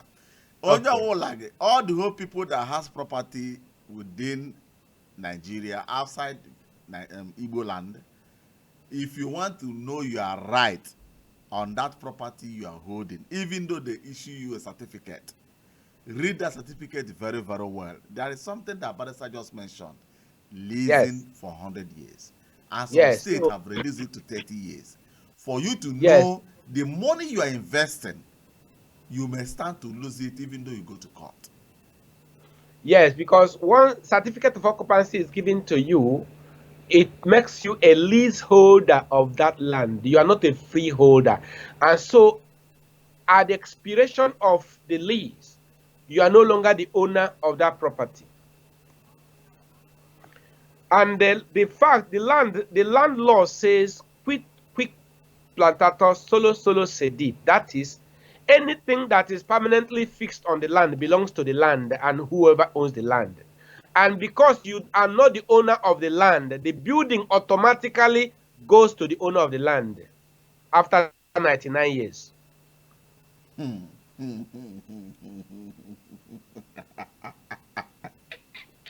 Barrister, Lord, we are quite deep. Lord, Ocho, you know, you can't even let you have some Ocho, I don't want to thought Ocho, you know. So, investors, hey, I don't go say anything though. But what happens that before the expiration of the 99 years, you may reapply for a renewal. You may apply for a renewal. If it's granted. Well, that's if it's granted. I agree with you because it's not automatic. However, the law, the judiciary can come to your rescue. Okay. The judiciary can go to court, and the judge may look at the justice or the injustice of that matter. If you apply for renewal and they refuse to renew it, I think if you are properly advised to apply before expiration of your lease, if you apply before the expiration of that lease and they refuse to renew it, you should go to court immediately. That means if you apply before the thing expires. Exactly. Because you still have rights even if it is 7 days before it expires. Okay. If you apply, maybe if it is about to expire, you apply 3 months ahead of time and they don't renew it for you, you better go to court immediately. If they refuse you, go immediately for judicial review. Go to court, go to high court immediately. Get a very good lawyer to protect your investment. Otherwise, everything that is built on that land will go to the owner of the land after 99 years. Or 30 years of today. Or 30 years, depending on the number of years they granted you. I have heard that some governments now, either Rivers State or Lagos State, are now giving 30 years. I have heard. I don't know. It's a rumor. I haven't heard. I haven't checked it out. But it's a rumor that they give you 30 years occupancy, right of occupancy. Leasing, my brother, leasing. If you are in German, you may go to telecom store. You see Samsung telephone. You love that phone, which you know very well is too expensive to buy. And you said you want it on contract basis. Because there are 2 types of contract. There are contracts that after the contract expires, the product belongs to you. And there are also a contract that after the contract, you got to return this phone. Even though the glass don't break, you must return it. Yes. Or they will give you bill the worth of their phone. So when Barrister says leasing, it means you are renting the land. Exactly. You are renting it, and anything you build, even if you build skyscraper, it belongs to the owner of the land, not you. Hey, Barrister, you say my hair. That's what about Lagos. Old boy, read that agreement. But listen. There's something else I should not say here now. Okay. For those of you who have land, call Barrister. Call Barrister. Yes, call me, because there are certain things I should not say now. Call Barrister. There are certain things I should say. Because Barrister, tomorrow this war gonna start again though. They don't seize our property. You know where I'm going to. Yes, there are certain things I will not say now. But if you have not got a C of O, if you have not got certificate of occupancy, I will advise you, don't go yet. Don't go to apply. Just see me. Just write to me. One of our brother I said this one a wickedness, Barrister. Nigeria now you don't say this country now is born in 2419. The constitution now 4. The people operating inside now 4. The government now 4. People go to work out with a heavy hand. They say they don't buy property. tomorrow now, landlord go come ask you, say, oh boy, which day go park about? He say, park go where? He say, you don't need that well. Oh, God, so, call Barrister. If you reach me, I will give you the contact of Barrister. You call him, tell him what you are going through, the things you are claiming that is your own in Nigeria. Give him the copy of every agreement you write. And even though before you sign an agreement, try to meet lawyer, barrister. Send those things to him for him to study and tell you, yeah, I think that is a good it's a good advantage you have by having me in the Biafran struggle. And I do not boast. What if I tell you anything, I'm telling you because I am qualified to say it. When I say that I am a chartered estate surveyor and valuer, and all my life, career life, I have been dealing on land and properties. That is what we are trained to do. I was trained at University of Nigeria, Enugu campus, UNEC. The 1984 set. So I am qualified in the land and land matters. I'm also barrister and solicitor. So if I am advising you, you know that you are getting good advice, and you have advantage that some of the things I say, you are getting them for free. Yes. Because I'm a Biafran activist. Normally, when somebody comes to my chambers for me to advise him, even to see my face, you pay money to see my face. To knock at my door and come to ask me a question in my chambers, you pay money before you can see my face in my chambers, before I advise you. But now Biafrans are getting this advice for free. Just for free. That's advantage, yes, that I'm part of you in the struggle. But and I want you. You will help me to draft my own. My own now, 15 years, I'm going to sell my land. Developer, no renewal. Wow. That's all right. That's all right. We try to be helpful to each other. All right. Yes. Okay. So I was talking about the domination, the fears of domination that Igbos are dominating. No, please, we don't dominate anybody. Rather, we are running the race. We want level playing field for everybody. Egbe bere, ugo bere. That is what we believe in. We don't want to put tackle or stud against anybody. And I want to sound this as a warning to some Biafran activists. When we started, when I joined the struggle, some people saw me as a threat. And yeah, they saw me as a threat and started destroying me. Do you know that this book I'm telling you, this book has not been launched up to now? You mean I wrote this book in 2012.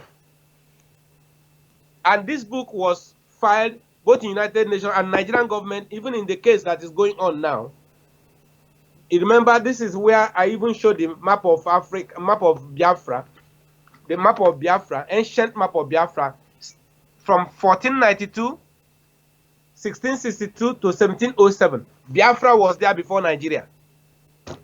And this thing was tendered in court. Do you know that this book has not been launched up to now? Why? When I came into this struggle, I did not make myself the leader of the struggle. Remember? Yes. I did not. Even though I gathered the things together, I built all the structures, I put the structures in place, I did not make myself the leader of Biafra. Rather, I took a back seat and took advisory position to be advising the elders, the leaders. I didn't, even the human rights organization I created, I didn't even make myself the president. Barrister, please, somebody want to know the price of your book. Okay, in London here is £10, but Let I me don't give know. the link. Let me give the link Yeah, on Amazon. yeah. Go to link in the Amazon. Get the link in Amazon, and then you can get the download the electronic version, which is very cheap, and can read it. Download it and read.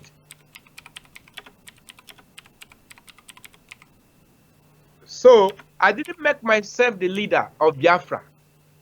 I decided to play the role of an advisor. So all the leaders, whether president or leader or whatever they are, all of them suppressed the book. They suppressed this book. They didn't want this book to be launched, because they felt that if this book is launched, in fact, somebody said that this book is so hot, so full of knowledge, that I will become a millionaire through this book. So they don't want me to become millionaire through my book. Barrister, some are asking for your number. Give them my number. I have nothing to hide. Please. Okay. Give my number. You know, these people, some people say, don't, the people are tapping your number, they're tapping your discussion. What are you tapping? Tap now, what will you tap? You tap the law I'm quoting, or tap the scripture I'm quoting, or tap, what are you tapping? I don't plan evil against anybody. I don't plan Q to take over any country. I don't. So I have nothing to hide. So the number is now there. Please, you can have it. Yeah, you can have my number. Not a problem. So I think the problem is unnecessary competition. We are not competing against anybody. God has created all of us. Look at the fingers. The fingers, all of them are separate, but in one hand. So also all of us, we all separate, have different functions, but we're in the same one hand, the same nation, the same country, the same Biafra. And you should not try to destroy the other person in order to rise. If you try it, well, we'll be looking at you. I won't say anything. I'll just be looking at you, knowing that God who called me will help me. The same, if God also has called you, he will help you. If you are running this race and you sent yourself, then there will be a problem for you if you sent yourself. But if somebody sent you, the person who sent you will ask about your welfare. Do you understand what I mean? Yes. You don't seem to understand. I'm picking up, Barrister. What I mean is this. If somebody sends you on an errand, that person who sends you on an errand will ask about your welfare. Yes. If anything happens to you on the road, he will ask, where is the man I sent? Good. Before you do anything, make sure you are sent by somebody. So that somebody will ask about you if anything goes wrong.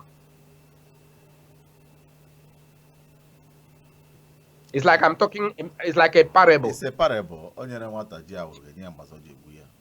Good. So be careful how you operate in this thing.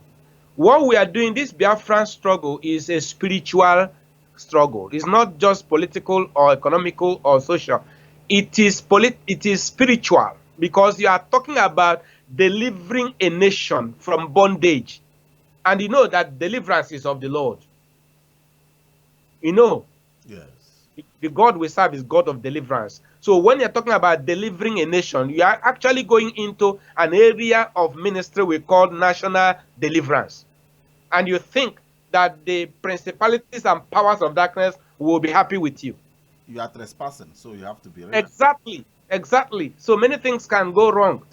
Make sure that you are sent before you go. Otherwise, I would like to chip in. Many may be asking our background today. You know, all of us are using Facebook, and if you make move, Facebook will block you, or they will kick you out, or they will delete you. Looking at that background, there is a site they call iroko.com. That iroko.com is like Facebook being developed by Biafra activists for the Biafran people to use, operate. If you go to the login area, you may log in with your Facebook. It's free, totally free. You don't pay anything. Operate there. It's still under development. With time, you will be able to start uploading videos. But for now, you can create group. You can post, you can write, you can like people, you can send friendship. It's all for us. God bless you. Barrister, please continue. Thank you. So I'm only advising us, let us not attack one another, because it is dangerous that the person you are working with turns around and shoots your leg, like somebody you have gone to hunting with someone in the bush and hunting for elephants or hunting for buffalo. Then your friend now turns around and looks at your leg and said your leg looks like the leg of an elephant, and he shoots your leg. No, that's wrong. Don't try to suppress others in order to rise.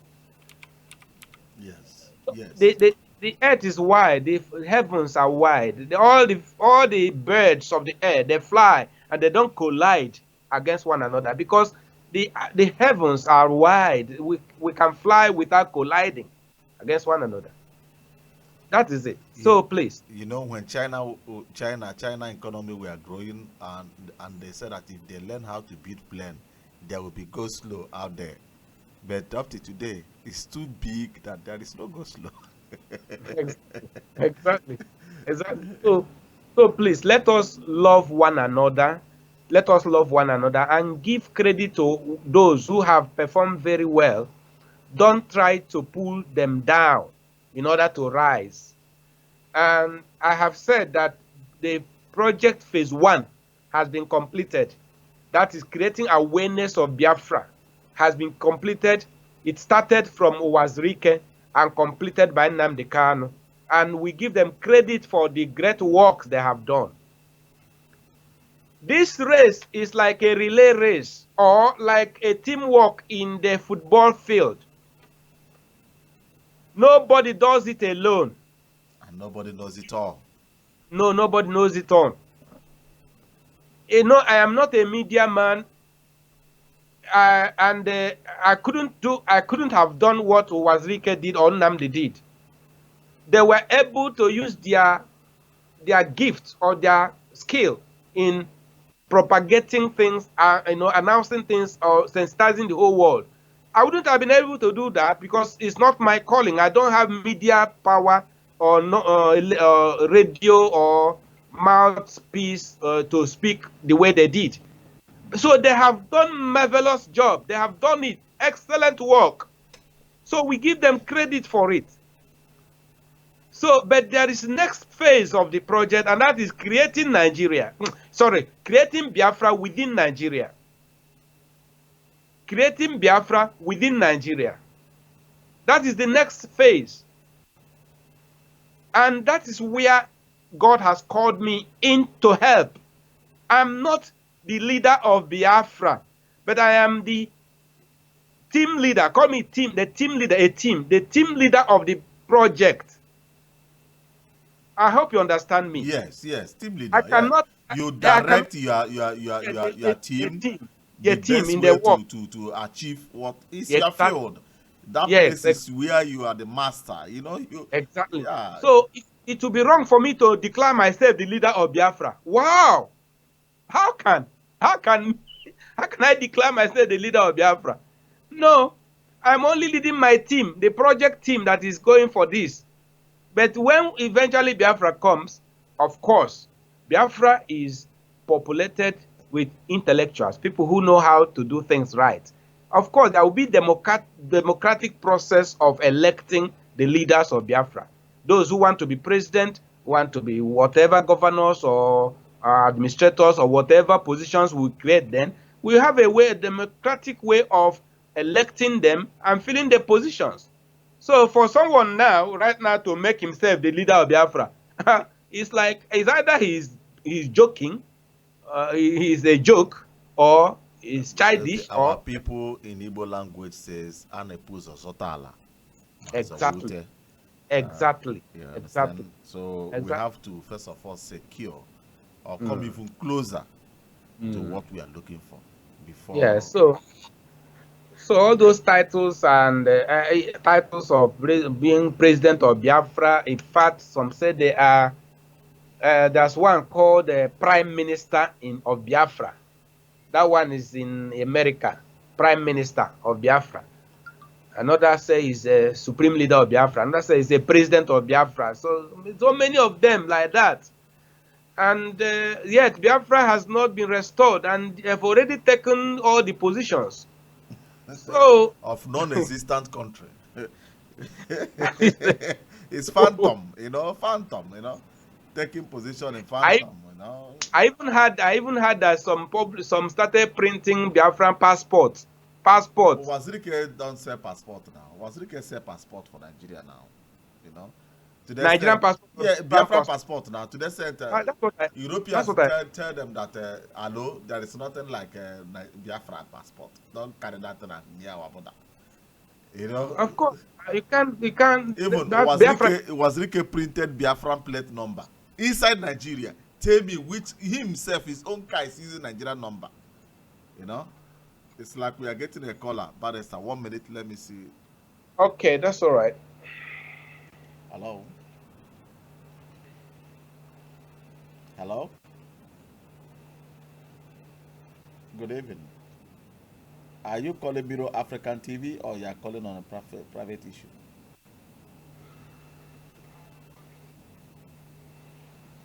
Okay. What's your name and where are you calling from?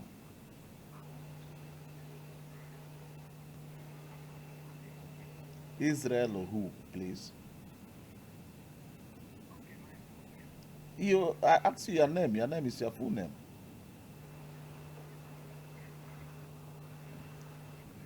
Okay. Then wait. Hold on. Let me connect you.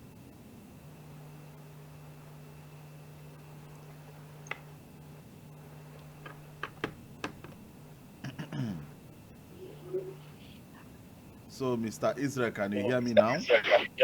Yes, I can hear you. Israel, welcome. I can hear you. Okay. So, Mr. Israel, go ahead. What would you like? Okay, thank you very much, Zebedi. I want to thank you, first of all, for your good work on the Raw TV and also for the Biafra struggle. I also want to appreciate Dr. Emeka Emekesiri for his contribution because when I see learned people like this identify themselves with Biafran struggle, I get encouraged because there is this general impression that those who are fighting for Biafra are just jobless boys on the street who are tired of Nigeria. So it gives me courage, it gives me encouragement. Thank you very much, first of all. Now, I learned from the barrister that we are now on the phase two of the struggle, and what is about is creating Biafra in out of Nigeria or something like that. Creating Biafra within Now, I Nigeria. want to say, okay, creating Biafra within Nigeria. Sorry, point of correction. Thank you. Now, I want to know, is it something that will concern everybody? Do people, that is, do members of this Biafran state need anything to do to support the project he's leading, or is it something that is peculiar to the project team, which nobody needs to know anything they are doing, or we just have to wait for them to finish the project? Because if there are things that the public need to know or to do, I would like to know so that at any capacity anybody can do something. He has to start doing something, from his own angle to support and to help Okay. out. Because people Okay. like us, we are very interested in getting this Biafra realized. Okay. That's just the question I want to ask. Thank you very much. Thank you. Then you have to Thank you, my brother. Thank you. Your question is wonderful. Okay. Yes, yes. We want Okay. all All right. Biafrans to be Thank you very much. involved. All Biafrans to be involved in the project phase 2. Some of us can be involved in the diplomatic things, the negotiation things, the making things move. There are certain quarters we are going to meet. So both financial help as well as manpower needs, we all need help. So it's not something only the project team can do.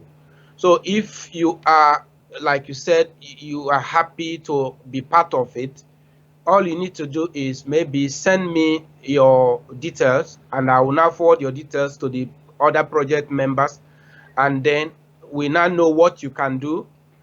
There are some of you who can reach out to certain governments or certain offices. Some other things that can be done, not just only donating money. Yeah, money is also important, but that's not the only thing. Money does not do the work. It's a human being that will do the work. So, like now, we have started talking with some governments in different countries, lobbying them, and they are happy with us. In fact, you may be surprised that some of the countries you think will oppose Biafra are already taking side with us in this project phase 2. They say they are happy to have Biafrans to govern themselves as a people within Nigeria. So that is even the next step. We are already getting some positive results from some governments of different countries.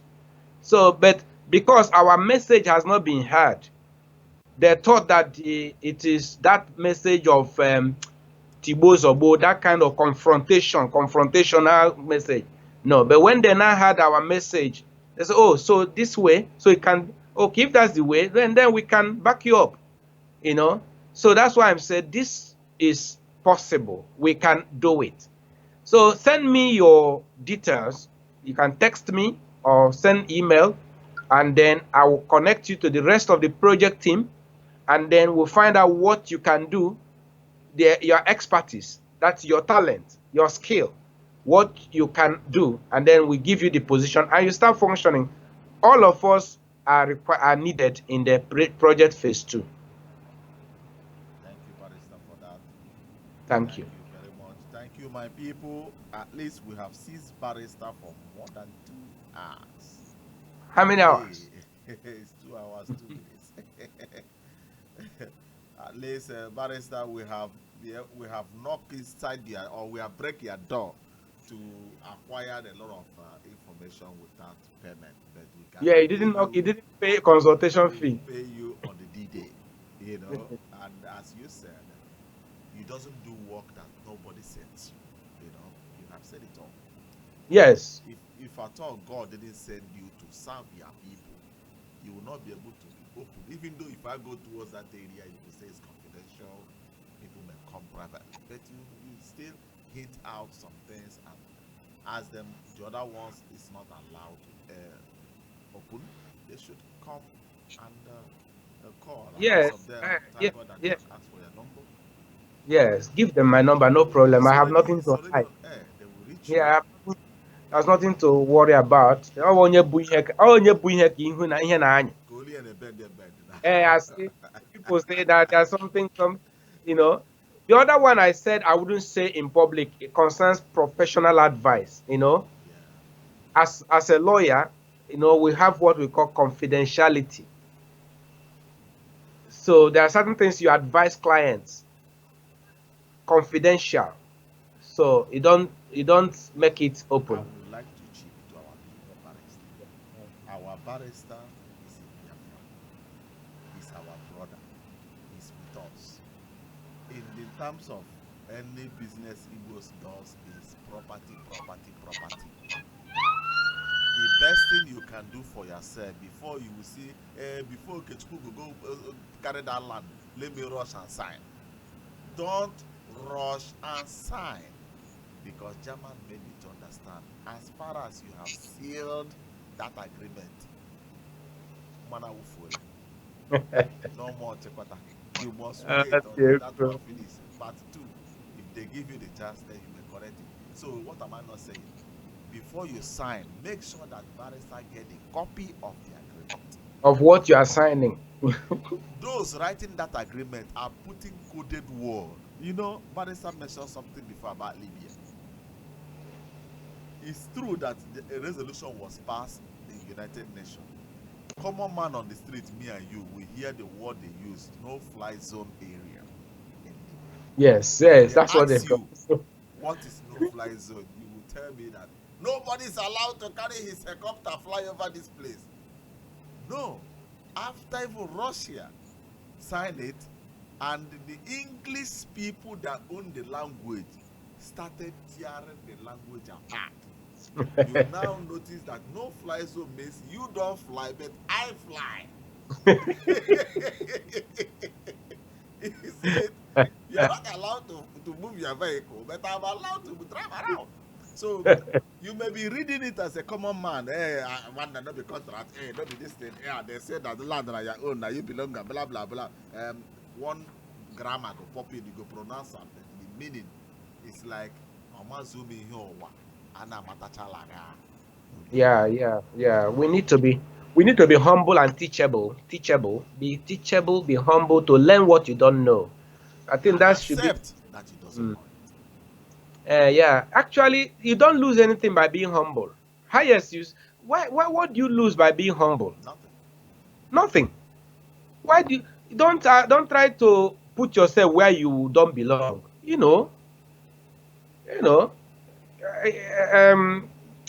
I think the best thing in life is humility. Just be humble. The Bible even says, if you humble yourself, that you will be exalted. So let's learn. Let us learn it. Humility. Stay where you belong. Don't try to, take what doesn't belong to you. And if we have that mindset, I think we'll do well in this Biafran struggle. It's a teamwork. I have always said it's a teamwork. Take the football match, for instance. We're 11 players. All right. The goalkeeper is there. The backmen, left fullback, right fullback, and the rest of them, center forward, the center three, and the rest of them. And the game starts, and we start passing the ball. Each player passes to the other side until we're advancing to the enemy's territory to score a goal, right? Yes. And we work as a team. When I dribble the opponent, and the thing is becoming tough for me, I pass the ball to the next person, my teammate. Now he moves on with the ball towards the enemy territory. And maybe the enemies will attack him. He passes the ball to the next teammate. And we are moving like that, going to score the goal. Eventually, the three strikers, one of them will position himself very well. And then we now cross out the ball. He gets it. And then he strikes it into the post. And we say, it's a goal. All of us will be rejoicing. Who has won? It is all of us. The team. It's the team. All of us have won. It's not every leg that will strike that ball. Only one leg will strike that ball into the net. It will be stupid if all the 11 legs want to strike that ball together. No, now every person will play his part and pass on to the next person. Next person plays his part, passes the ball to the next, until the person at a vantage position who will strike it into the goal post. And we all rejoice, we have won. Yes. That is how it is, my brothers and sisters, in the Biafran struggle. You pass the baton to the next person, and we continue moving, and we give credit to whoever has done well. That's why I said, I want to give credit to Chief Rafu Wazirike. He has done well. I want to give credit to Nnamdi Kanu. He has done well. All the people who have acted, Ekwenche especially, who did a lot of research work, they have done well. And all of them. Okokondem too. Are you talking about the Biafra in the military era? Yes. Okoko in in the military era. Yes. That man was something else. That man will make you run into the hand of the enemy. Yes. The thing was horrible. During that war, the enemy will be shooting us, shooting and shooting. Boom, ding, kwapu, kwapu, kwapu, boom, ding, boom, dum. I say, unu kwapu, kwapu, kwapu, kwapu, unu, boom, dum. And as we were running, Okoko them will say it is our people. We shouldn't run. Didn't it happen? It happened in Iraq now. The foreign minister, they asked him, It is our people. Then we now say, that America don't enter airport. He said, we are cutting them like snake. He would start saying, on the guy, without knowing no enemy. By the time you put your head, they cut off your head. Yes. It was. I would like to chip in something. All these days now, I have started try to be the habit to listen to Radio Biafra London. And I would like to advise our people, as the barrister is saying now, that it's a teamwork, we should work together. Nobody knows it all. And we should see ourselves as team players. You touch the ball, you pass it to your neighbor has more experience to break the enemy's defense, and until Kano Wanko will do what? They finish the goal. Exactly. There is a message they are giving out that any other media out there that is not IPOB London is fake and it's wrong. Hey, that language is very, very bad. It's point of advice. That language is very wrong and bad, because we are not here to point fingers. Mistakes have been made and we are here to correct it. Nobody is wrong coming into Biafra race. Everybody has his own method. All we need is to come back and start working as team. We have not chosen, well, we have not even come close to what we are looking for, and we have created more than the largest enemy, more than Iraq and Iran. I believe if you listen to Barrister what he said today, before he was annoyed, but today you see the anointing of God falling out, preaching to you people the need for us to do it as one body, and that says it all. Pointing hand, this is fake, this is original. Everybody has what he can do. He said it. This guy sent me your email. Let's find out where you can be able to do something for your people. Money is good, but it doesn't do everything. There are places that you can be able to help us. And you know, no brain is idle. It's what the barrister is trying to tell you. Nobody is stupid. Everybody is useful in Igbo land. God bless you, my people. God bless you, barrister.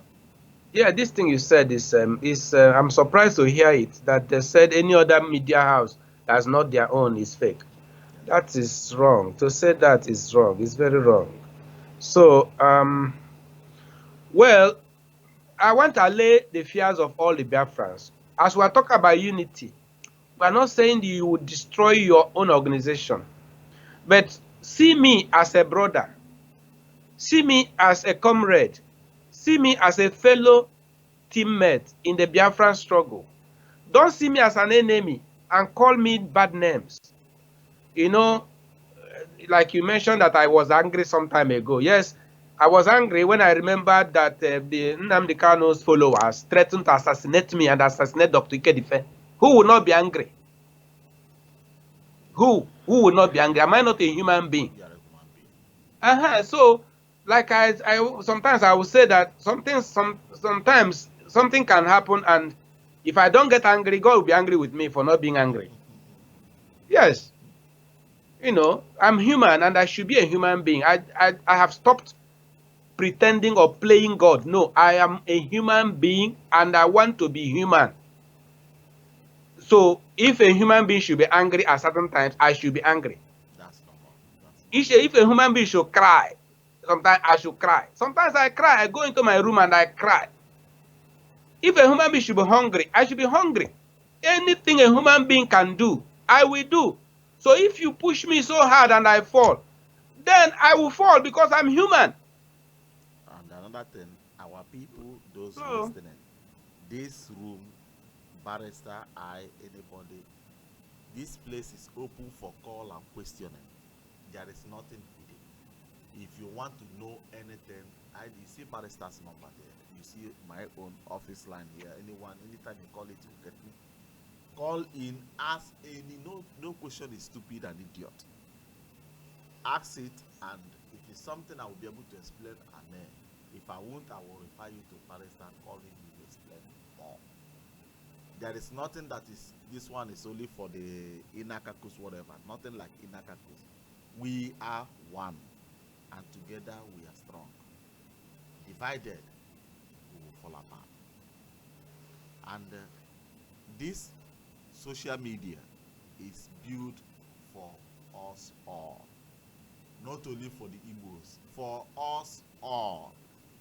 Hausa, Fulani, Igbo, Yoruba, Whitey, Blackie, Red, Color, China, Asia, Africa, America, every corner, this social media is open for all of us.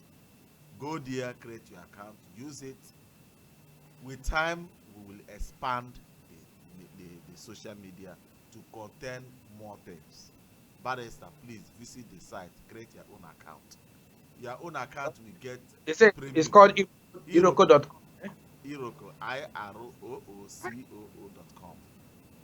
IROCOO, not KO. No, not K. IROO. Yes. COO. Then Oh. Is that what you call Iroko? It's Iroko. ROOCOO. Yes, .com.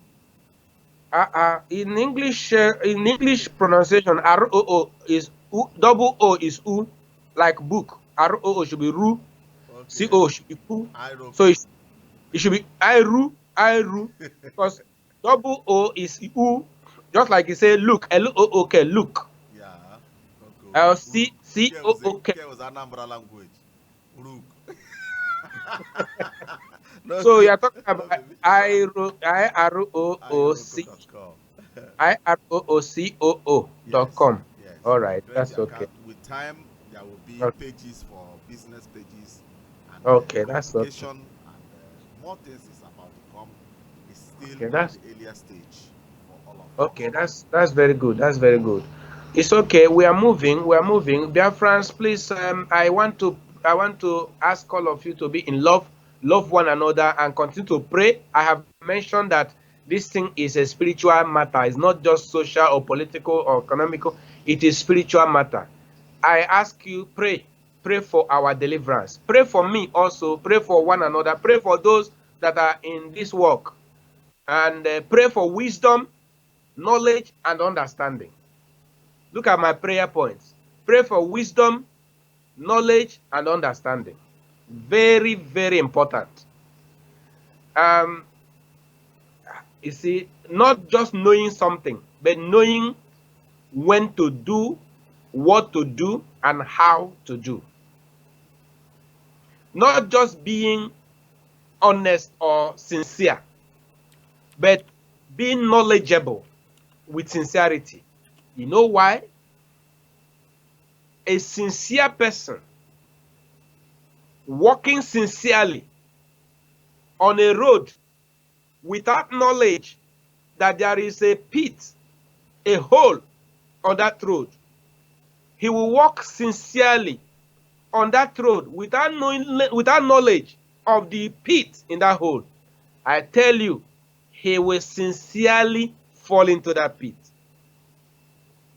With his sincerity, with his honesty, with his zeal, sincerely, he will fall into the pit because of lack of knowledge. That is why lack of knowledge is dangerous. Very, very dangerous. So, as we go into this Biafran struggle, as we move to the next stage, this next phase, let us be knowledgeable, be careful, wise, careful, knowledgeable, with understanding, so that we don't do the right thing in the wrong way. Ndị Igbo si ọkụkọ bọpụta ihe n'ụtụtụ ala ya agbakwala ọsọ, ọkwa ya?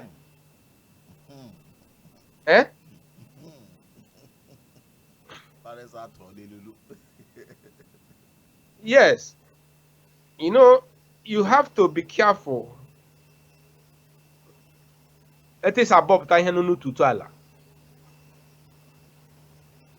You know the hen. Ọkụkọ chụrụ m ya na-akpọ pom pom pom pom pom pom na-akpọ pom pom pom pom pom. Then ọbọ somewhere ọ na-ekwesịghị ịbọ ọbọpụta ihe n'ụtụtụ ala. Ịma na barista asị onye atụrụ ilu kọwara ya Chileji lọnụ ya lara ọkpọrọ. Okay, when I got like him, so we have to be careful. We are dealing with a nation that is very, very, very crooked and very dangerous. I said it several times that Nigeria is a very difficult terrain, and that you have to handle Nigeria with wisdom, knowledge, and understanding. But some people thought I was joking, or that I was. They think that you are weak and afraid. That's the issue. Yeah, you know? That's what they thought. Yeah. But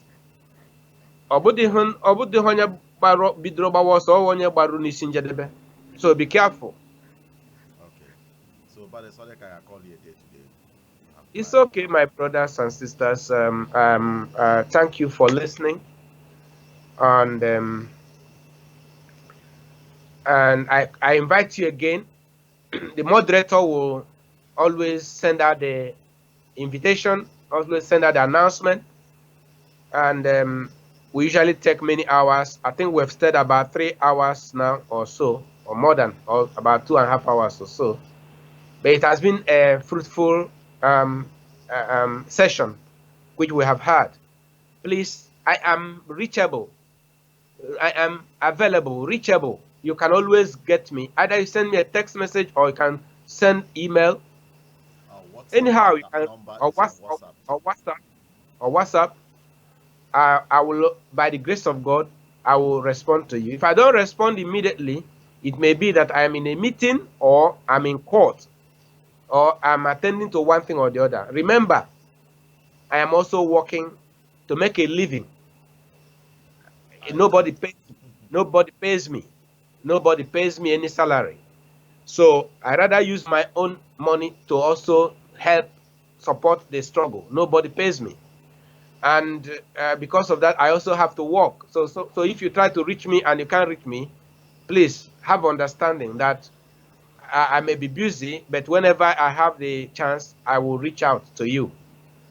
So I want Biafrans to be hardworking. And I don't want the Biafran activists to turn Biafra into a business, a personal business for themselves. I understand that some people have turned the Biafran activism into a money-making enterprise for themselves. Yes, I condemn such attitude. Please, I condemn it. Find something to do for yourself. Don't say Biafra is the work you do for a living. Try to find something to do. And well, along the line, we shall, like the Supreme Council of Elders said in their policy, the policy statement they signed into administrative law in 2014, that along the line we will structure properly, and some of the principal officers can be placed on salaries and so on and so forth. But for now, please, let us work honorably.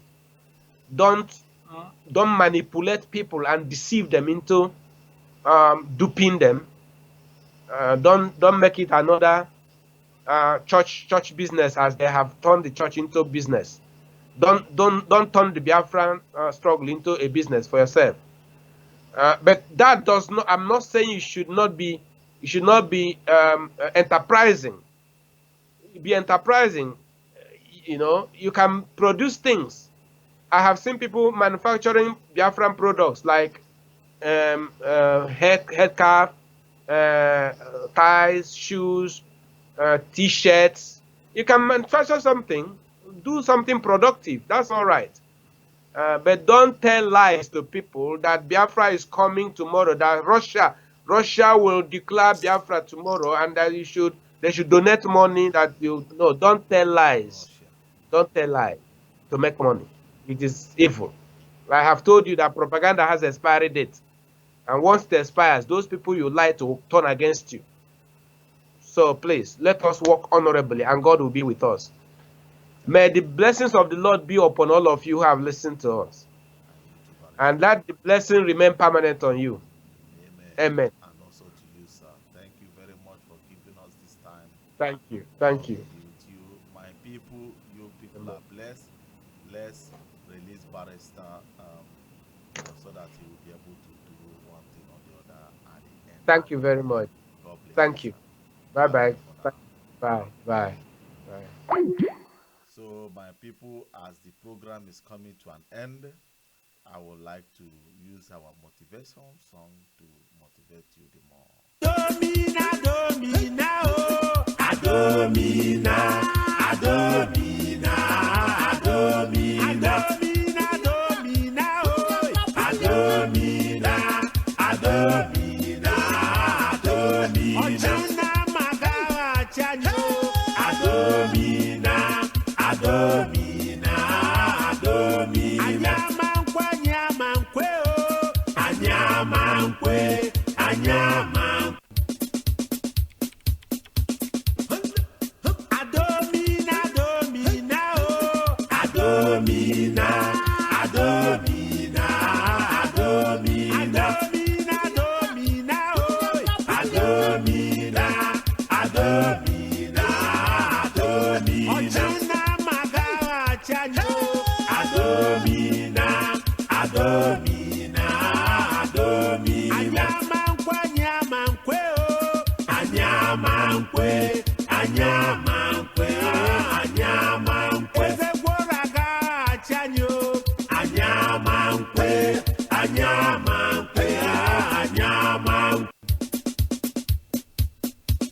Rising sun, we love and cherish, beloved homeland of our great heroes. We must defend our lives or we shall perish. We must protect our soul from all our foes. But if the price is dead for all we hold dear, then let us die without a shred of fear. Hey, land of the rising sun, we love and cherish, beloved homeland of our great heroes. We must defend our lives or we shall perish. We must protect our souls from all our foes. But if the price is dead for all we hold dear, then let us die without a shred of fear.